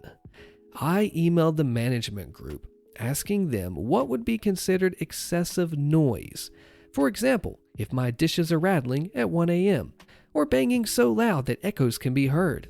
They agree, yeah, that would be excessive. I researched the management group as well, and it turns out the owner of the group is married to someone on the HOA. Seems like a conflict of interest there. I buy a directional microphone that captures bass pretty well and some editing software. I begin near constant recording on a spare phone. Every time I hear a boom, I stop the recording and I mark the time. Meanwhile, I call several agencies involved with animal and human disabilities. Turns out that making a false claim about a service animal in my area carries a $600 fine. I notify the animal agencies that there's a service animal being neglected, and the human disabilities agencies that there may be someone falsely claiming a disability. After getting a month's worth of recordings of loud booms that echo, dish rattling, stomping, and loud, odd electrical noises at 1 a.m., I edit together a 7-minute long film of all the sounds, with timestamps posted. I also hike the bass way up.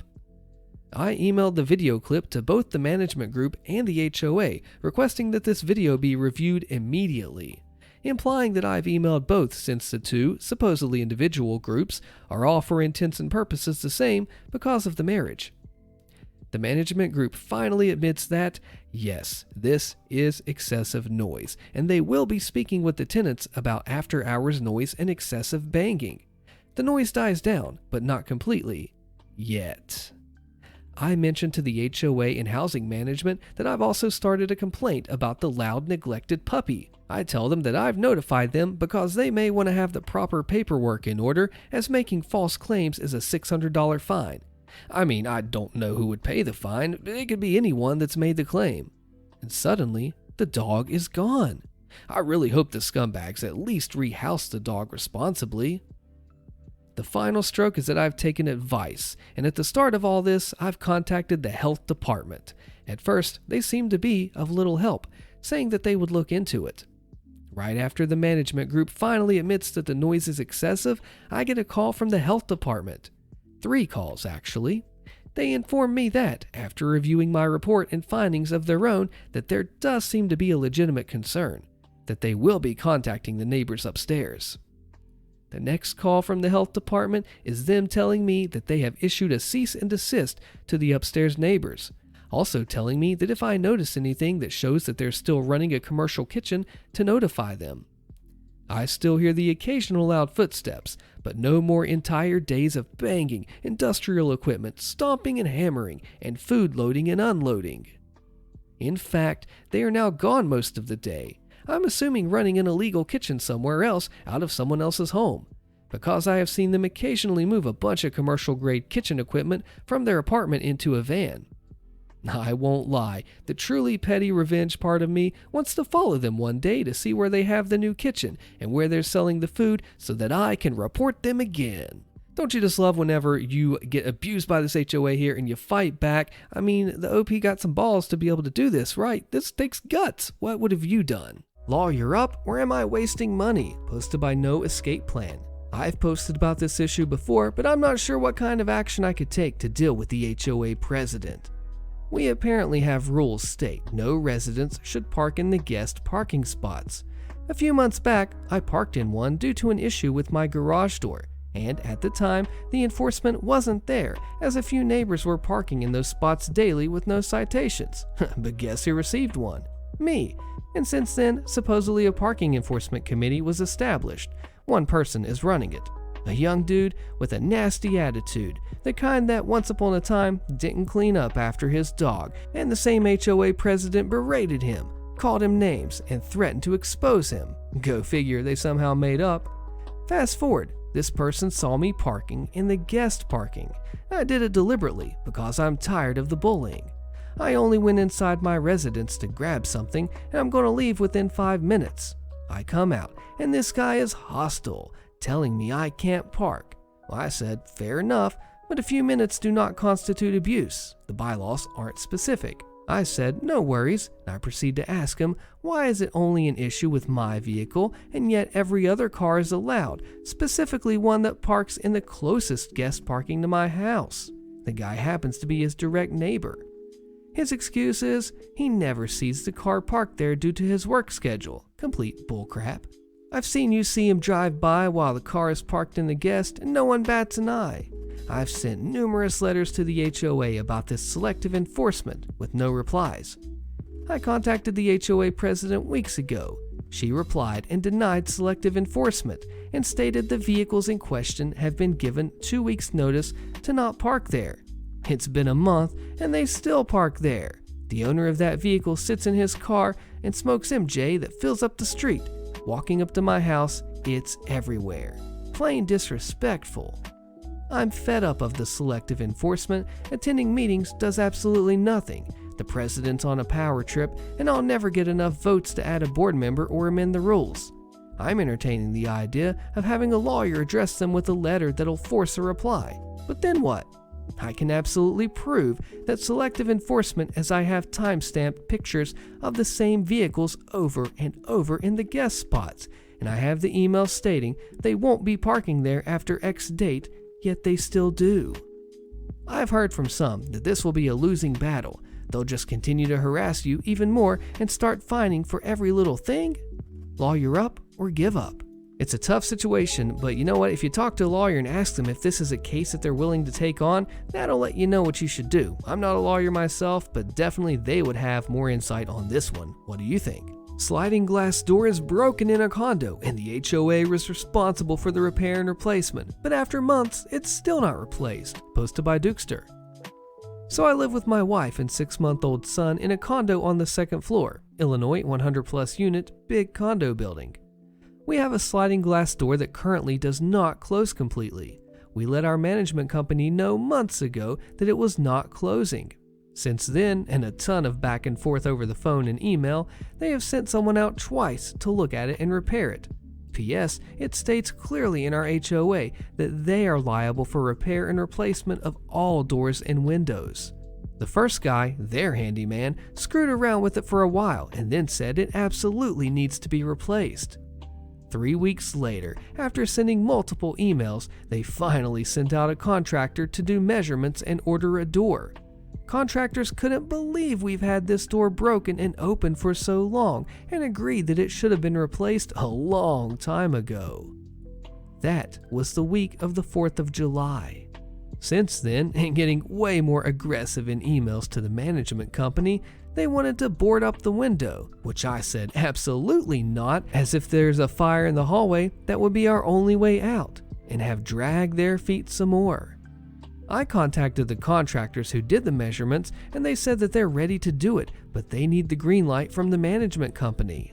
During all this, it's been the hottest summers in a while, and our electric bill from running our AC has skyrocketed. Not to mention if any bugs and other things are getting in. So long story short, what are my options here? Am I just at the mercy of this management company? Can I just go and get the door replaced myself and then charge them?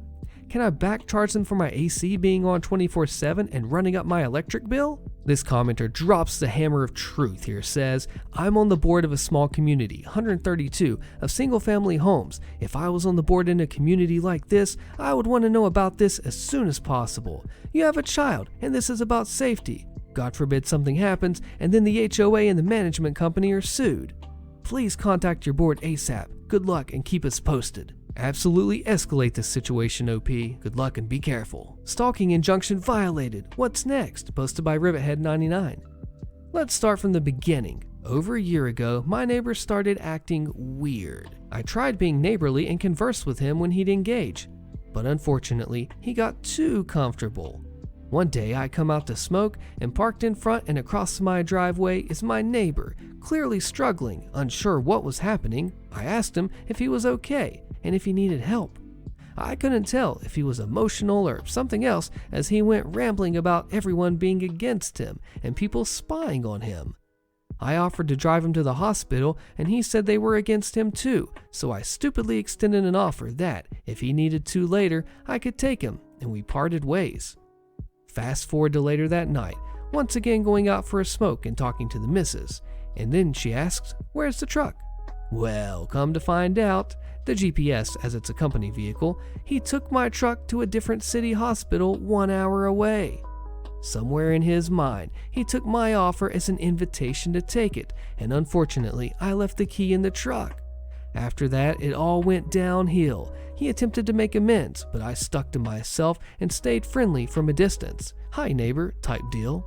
Apparently, this upset him, and he started hitting my trash can while it was out. I took pictures, and I continued on with my life. And one day, I get home from work, and he starts accusing me of doing something to his yard, and lunacy to the 10th degree. We almost fight, but the missus called the cops before it got to that point. Well, long story short, I get a protection order and stalking injunction against him, and he goes to jail for a bit for a warrant. We got cameras after that incident. Fast forward approximately 6 months, and he's back. Everything is fine for a few months, so I didn't worry about the cameras, and they were off. But then he starts acting funny again, and I can tell he wants to be confrontational and say something to me again. So up go the cameras again, one in the driveway, but that one doesn't have the same features, so another one in the window, both facing the property border. Well, today he puts up a note directed to me, which violates the order, caught on camera.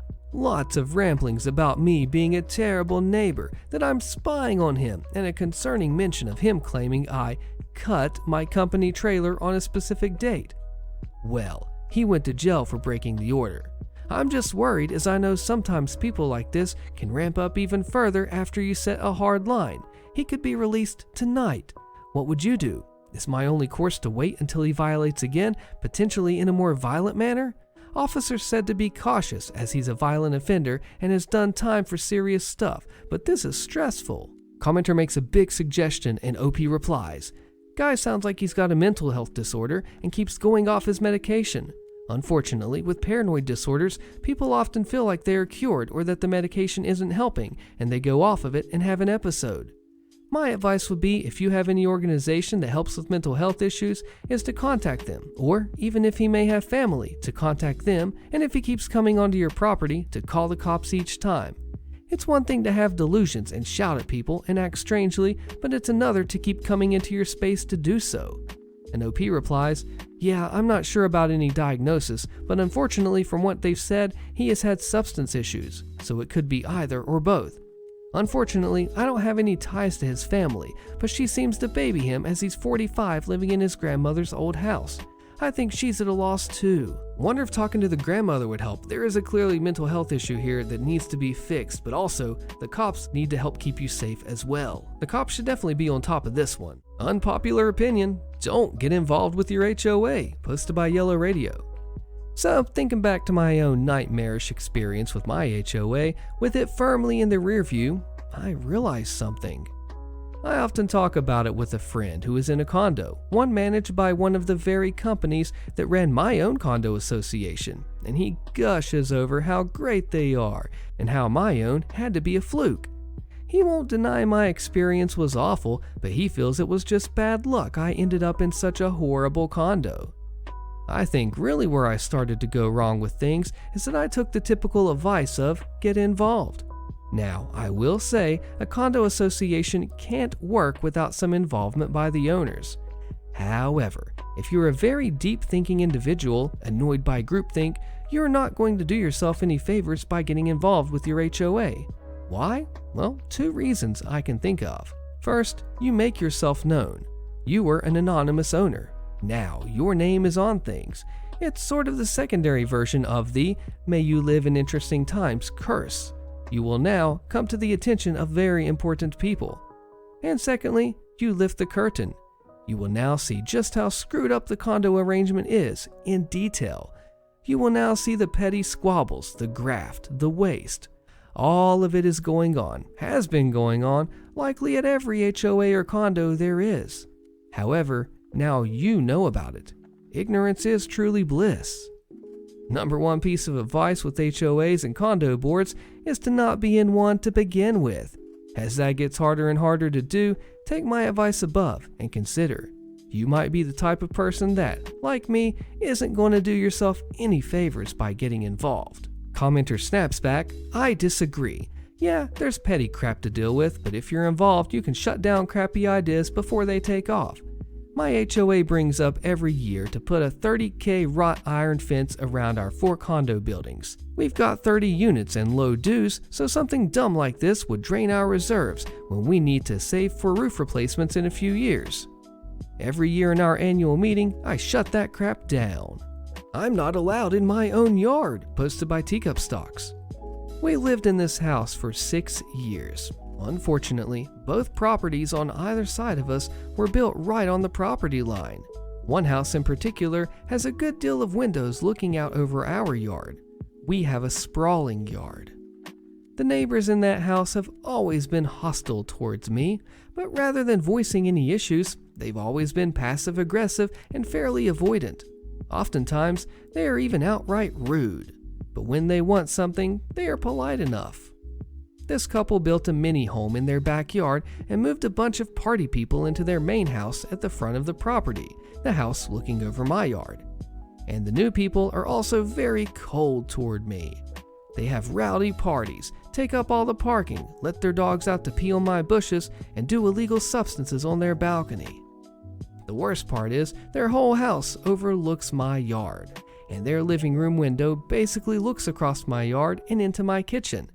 And we can hear each other, and they'll just say rude comments about the freaking neighbor, and they won't use their blinds even when they should, like when they're naked. The problem stems from a bird feeder I put up. Initially, they put a bunch of rat traps on my fence line. I didn't quite get what they were doing, and they didn't actually say anything. When I saw them and asked, they told me that I was going to attract rats. I told them I have Terminix and I'd take the feeder down every day and I would be very careful. Then they never said anything about it. Today, which is a few years after I started hanging the feeder, they knocked and asked me to remove it, and I agreed and was really polite about it. But now, I just feel like I can't use my yard. I'm happy to take the feeder down, that's not a problem, but I don't feel like that's her real problem. I feel like no matter what I do, this neighbor seems to have a problem with me in my own yard. She's been rude and hostile for years. My husband and I feel like if we tried to use our yard for any purpose, they would complain or have a problem. Basically, we feel like we couldn't have a barbecue or sit outside without being watched, harassed, or made to feel uncomfortable. I can't even sit on my back porch in the summer afternoon, and it's been like this for years. And to be clear, I've accommodated every request that they've ever made. If the feeder was the real issue, I wish they would have just asked sooner. I really thought things were fine. But I suspect things go deeper than a small bird feeder. After I started doing more yard work, I noticed their hostility seemed to grow, and I feel it contributed to them complaining to me. I feel like I can't even water my yard. Commenter says, and OP replies, put up 10 feeders and some fast-growing evergreens. Check with the town if the guest home is permitted. Stop letting them control your yard. OP replies, you're speaking my language. Seriously though, thanks for the response. I figured the internet would let me know if I was a jerk or if I should just have a barbecue. HOA story time. Clearly this is the perfect time to get to know the new neighbors. About 2 years after my family moved to a smallish university town in a southwestern state of the US, the acreage around our house was sold to developers. The building noise was awful a lot of the time, but we met some great people, the workmen on the various phases, not the real estate developers. Once the first part of the development was finished enough to have neighbors living in them, the house sort of next to and behind our house sold.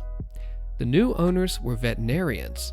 He taught at the university and she had just opened up a practice near our house. They had dogs, who apparently were not allowed into the house after dark. One of those poor dogs was an elderly spaniel who was blind and she would get lost out in the yard. My parents' bedroom is the closest to these neighbors' house. This city has an ordinance about barking dogs, letting your dogs bark all night and so on. And these neighbors also had a brand new HOA that specifically had fines starting at how many times the dog barked in an hour. Who was assigned to count the barks? I never did find out. But these vets let their dogs bark for hours. We asked them nicely to make it stop. Other neighbors would go and ask them to make the dogs stop barking, but they just wouldn't. The HOA got onto them. Didn't seem to change anything. Even having the cops stop by and give them a ticket for letting the dogs bark for hours every night didn't stop them either.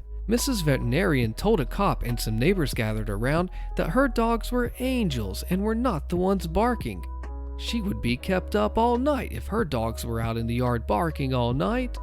Clearly it must be someone else's dogs and her poor babies were being picked on. So a few nights later, my mom asked me to make a big batch of muffins. She set up the coffee maker and made up a tray that had everything needed to go have coffee and muffins with the new neighbors. That night, when the dogs started barking, Mom got up to work on some grating. About 2 a.m., Mom started the coffee and poured it into a thermal carafe. She made sure to make the tray look very pretty. And then she carried that tray all the way around to the veterinarian neighbor's house. She knocked on the door and rang the bell until they answered. And then, just as sweet as pie, she said, well, it seemed like the perfect time to really get to know them, since clearly no one in either their house or ours could sleep through their dogs barking all night. After that, their dogs didn't bother us at night. They made sure of it. In the long run, they turned into very nice neighbors, thankfully. Do you think the HOA should have done more to stop this, or do you think that the mom did the right thing? How would have you handled these dogs? I think dog owners should watch out for the dogs at night. What do you think? How would you handle this corrupt and terrible HOA? Board member rant. Yes, I do sit on an HOA board, but hear me out.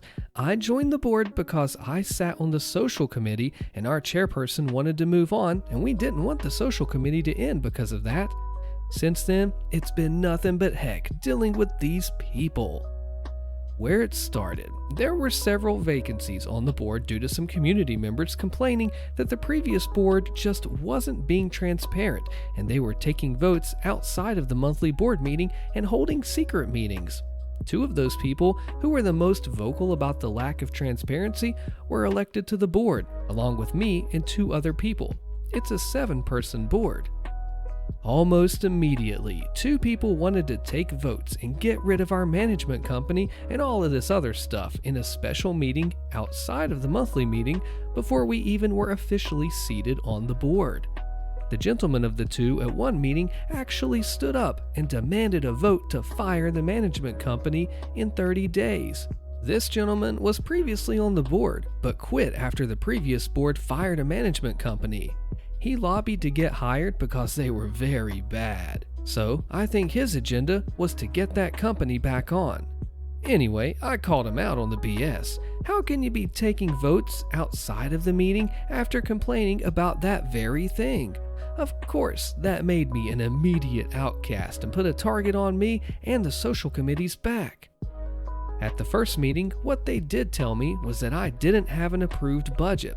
I let them know that the budget was approved prior to 2023 by the previous board. I was told that it didn't matter, this board didn't approve it. Prior to me being in the board, we had a Valentine's Day party at the neighborhood bar, and I was accused of giving people alcohol and said that the whole event put the HOA at risk. This was prior to me becoming a board member. However, the previous social chair said that they talked to the lawyers and the insurance, and because we were not providing alcohol, we were fine. This fell on deaf ears, and it still gets brought up every meeting since. At one meeting, they were so concerned that our social events were putting the HOA at risk that they didn't want the HOA's name on any of the flyers of the events that the HOA was sponsoring. At the last meeting, I got dinged because I wasn't putting the HOA name on any of the flyers. Next, we were having a Memorial Day pool event.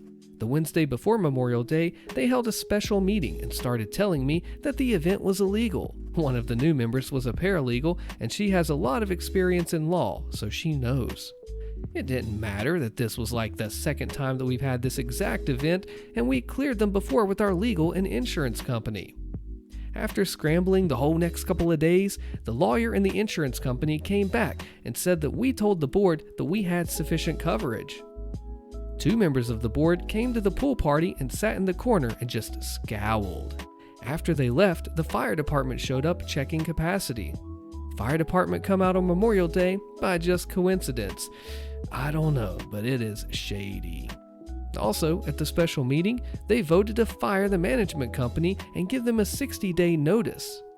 I became very frustrated at that point, and I voiced my concerns about these special meetings and making decisions outside the board meeting. I kid you not, but one board member said, "We are the HOA and we can actually do what we want. If needed, we can vote to change the bylaws to allow it." I was told that if I didn't like it, I could quit. I told him that yes, I will quit, but not until after the next board meeting so I can tell the neighborhood exactly what's going on in these special meetings and what this board thinks that they can do. I was completely upset at that point, and I walked out of the meeting saying that I wasn't going to be any part of this. Apparently, after I left, they made a motion to dismantle the social committee completely. At the next board meeting, they took a vote on that, and it didn't pass. But seriously, why wouldn't the HOA want to have a social committee? His family? So after that, 4 members quit. So there's only 3 of us left. And we already voted to fire the management company, so we have to do the business of finding a new management company with only 3. Needless to say, I did not volunteer to do any of that work. We did pick up 2 new members who took charge of that. After that, it was somewhat quiet. However, 2 of the members admitted to never reading the board packets and didn't show to meetings regarding hiring a new management company. And then, they just recently decided to take one of those board members that quit back onto the board. Now I am being asked for a full audit of all of my supplies. One board member asked me what have I done with the paper plates that I didn't use. Well, they're asking for a head count of all my past events. I didn't take head count because I didn't know we even needed to. I have also been accused of again not having a line-by-line budget. However, I've showed them the line-by-line budget several times, accused that I've not been transparent. However, I've turned in every receipt. The receipts are itemized, mind you. This is a $5,000 budget. I'm not going to get rich and live on some island for the rest of my days on that money. I am frustrated and defensive at this point. I've been accused of being just that, also starting fights, wanting drama. I just so want to quit the HOA, but the social committee and all the neighborhood events will also not happen, and no other person on the social committee wants to be on it. This sounds like a mess to deal with. It's a tough battle. You want to stay on to keep the committee alive, but staying on is a huge mental headache. What would have you done? Ridiculous HOA storytime in The Fence is Wider on the Other Side, posted by Helpful Candidate 92. This story is something my mother did when they moved into the home they live in now. Where they moved to, it was a commercial apartment and condo place with an HOA. To paint the picture, this place has large 6-house condo buildings that were all the same and standard 8-home apartment buildings. All the rent-to-own condos have a porch area in the back that led to a parking lot, some of which my mother noticed has fences. My mother handled mostly all of the getting the house ready and dealing with the HOA. She learned pretty quick that you had to get permission to do just about anything here. So after we moved in, she sent a request to put in a privacy fence, like many of the others in the area. With the HOA's approval and guidelines, she finds a contractor, which she discovered was an old childhood friend, surprise, and has the fence put in. Cue the HOA. My mom submits the contractor's document stating the kind of fence and color and specs, only for her to receive a letter stating her fence needs to be removed due to not meeting HOA standards. Their reasoning, the technical term for the color white of the fence doesn't match what they allow. Best example would be they allow paper white, but it was labeled eggshell. They stated that they would fine my mother for every day the fence stood. My mother attempted to explain that the specific brand only used that white. To get to the other white, you had to use a different, more expensive fence brand. My mother was peeved to say the least. She went as far to take pictures of all the fences, hers included, and demanded the HOA distinguish which was hers at a monthly meeting. They couldn't, but still didn't care. The paperwork didn't match.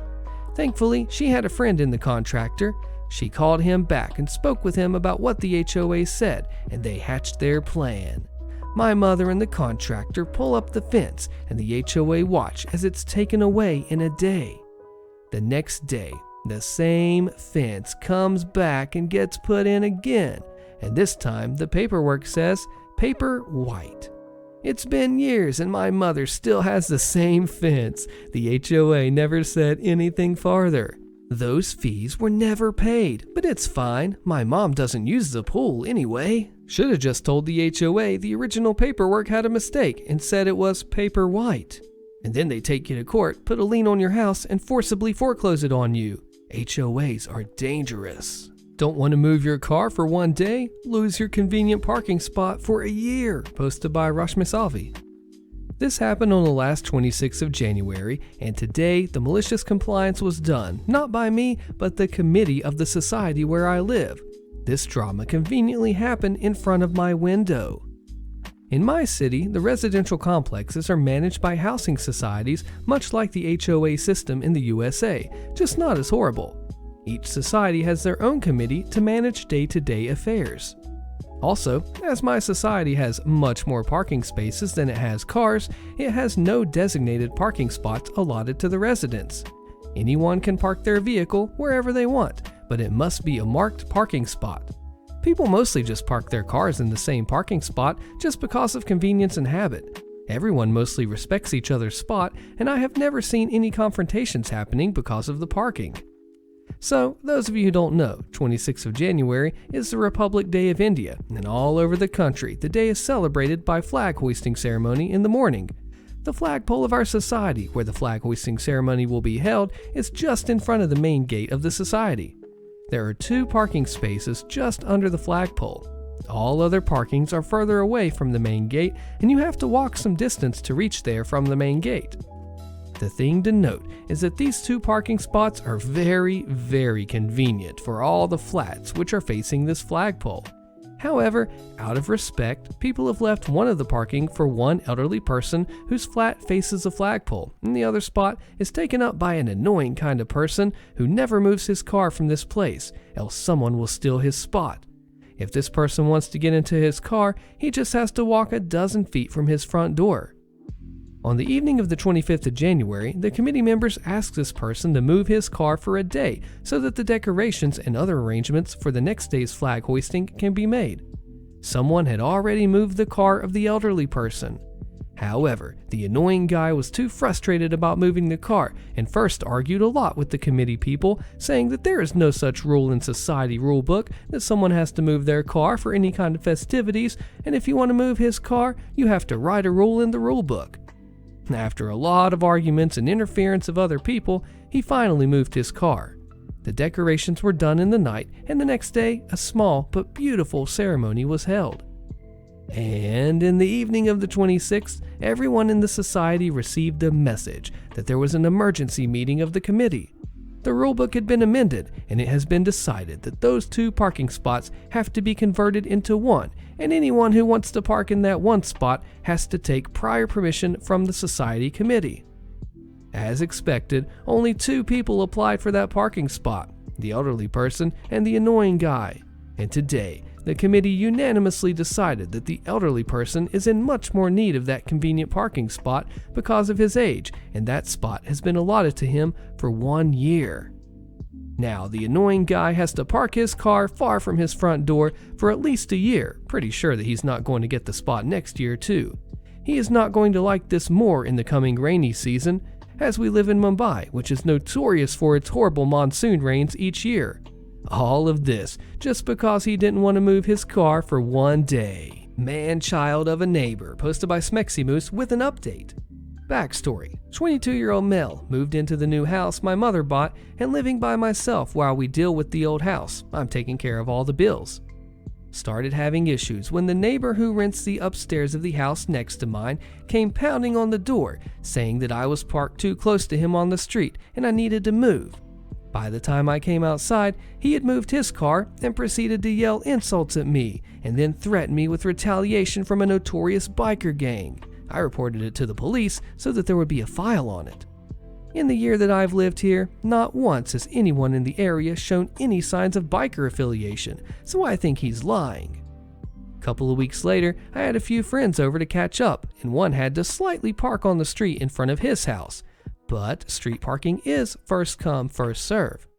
When my friend left, he found his windshield wiper ripped off and sticky stuff smeared on his windows. We don't have proof that my neighbor did it, but I have a pretty good feeling he did.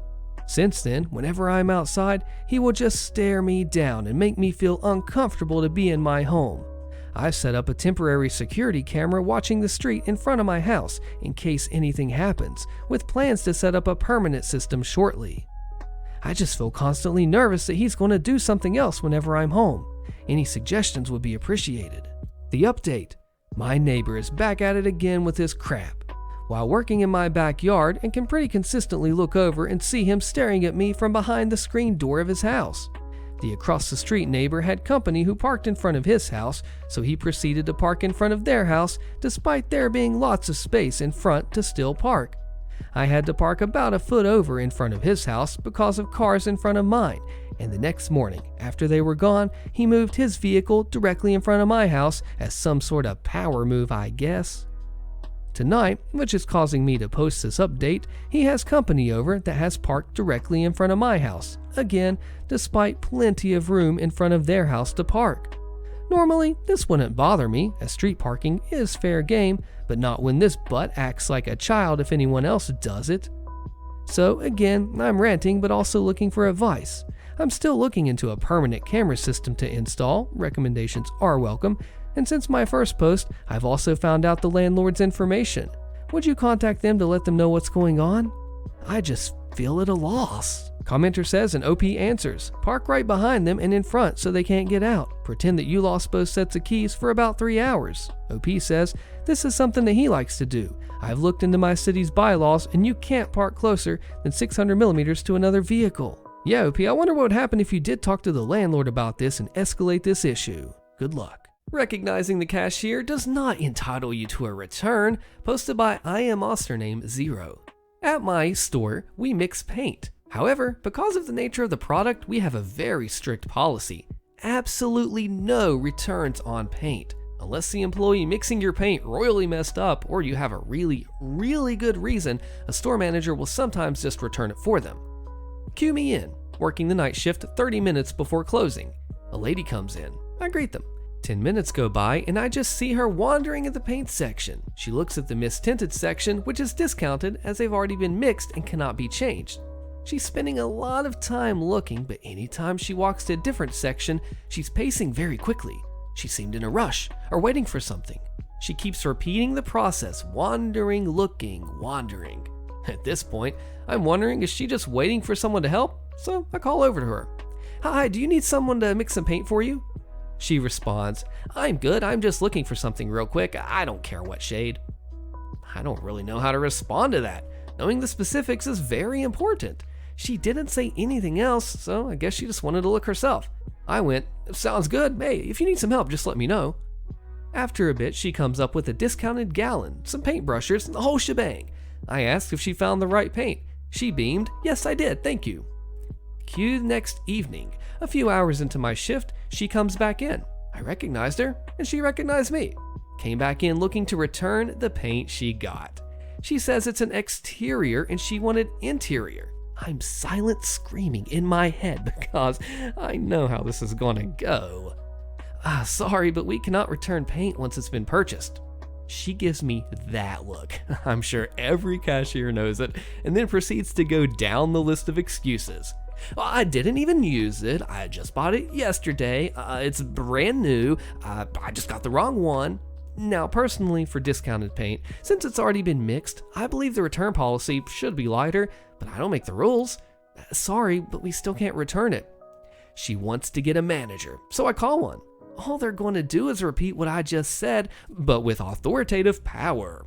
Every retail worker knows this situation.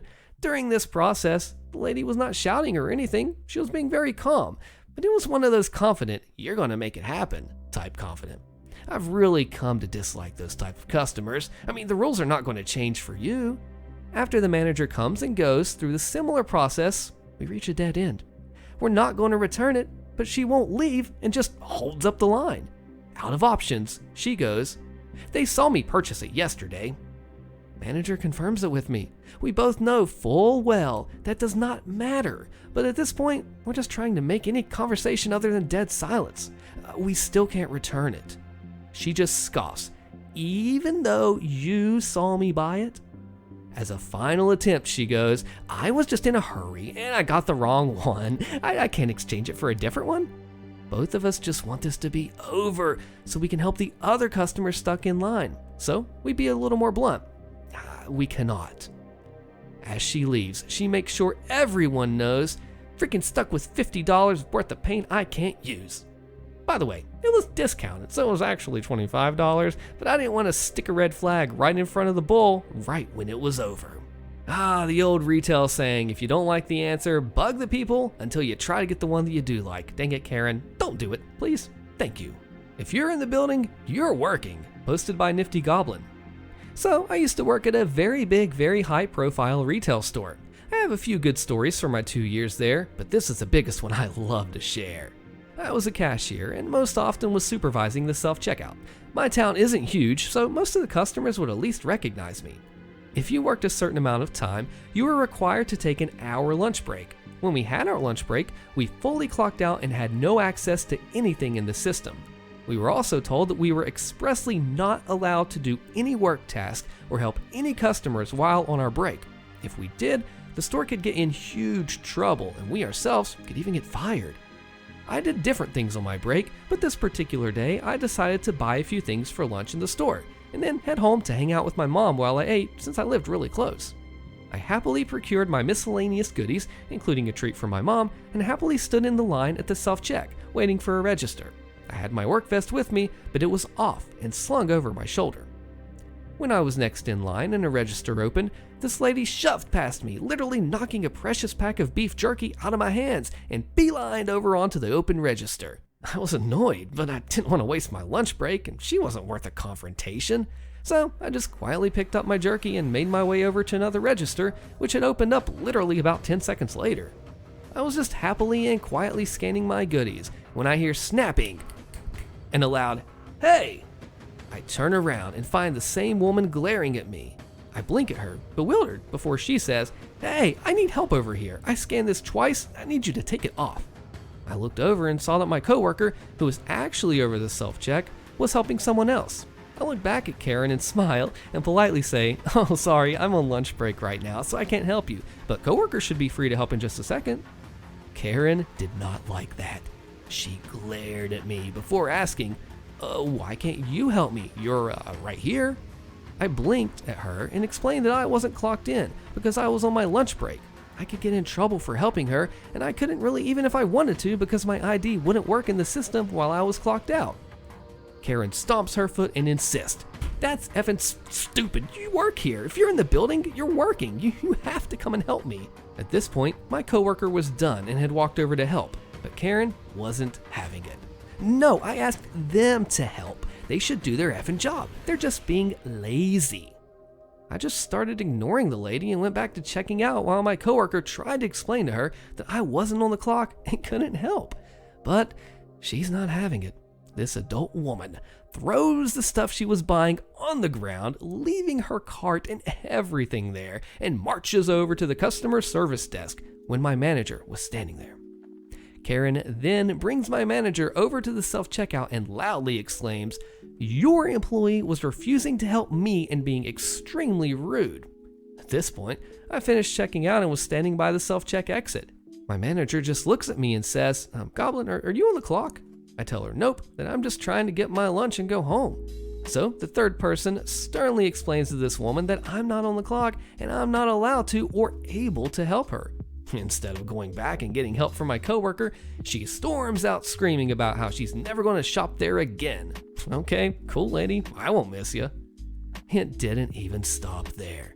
As I was talking to my manager and a few coworkers explaining what had happened, Karen's husband comes in. He goes to Karen's register, finishes checking out and pays, and then comes over to us. He then tells me that his wife is in the car sobbing and in severe emotional distress because of how I treated her and embarrassed her, and that, quote, "I hope you are real proud of yourself." I just grinned at him and gave him a thumbs up.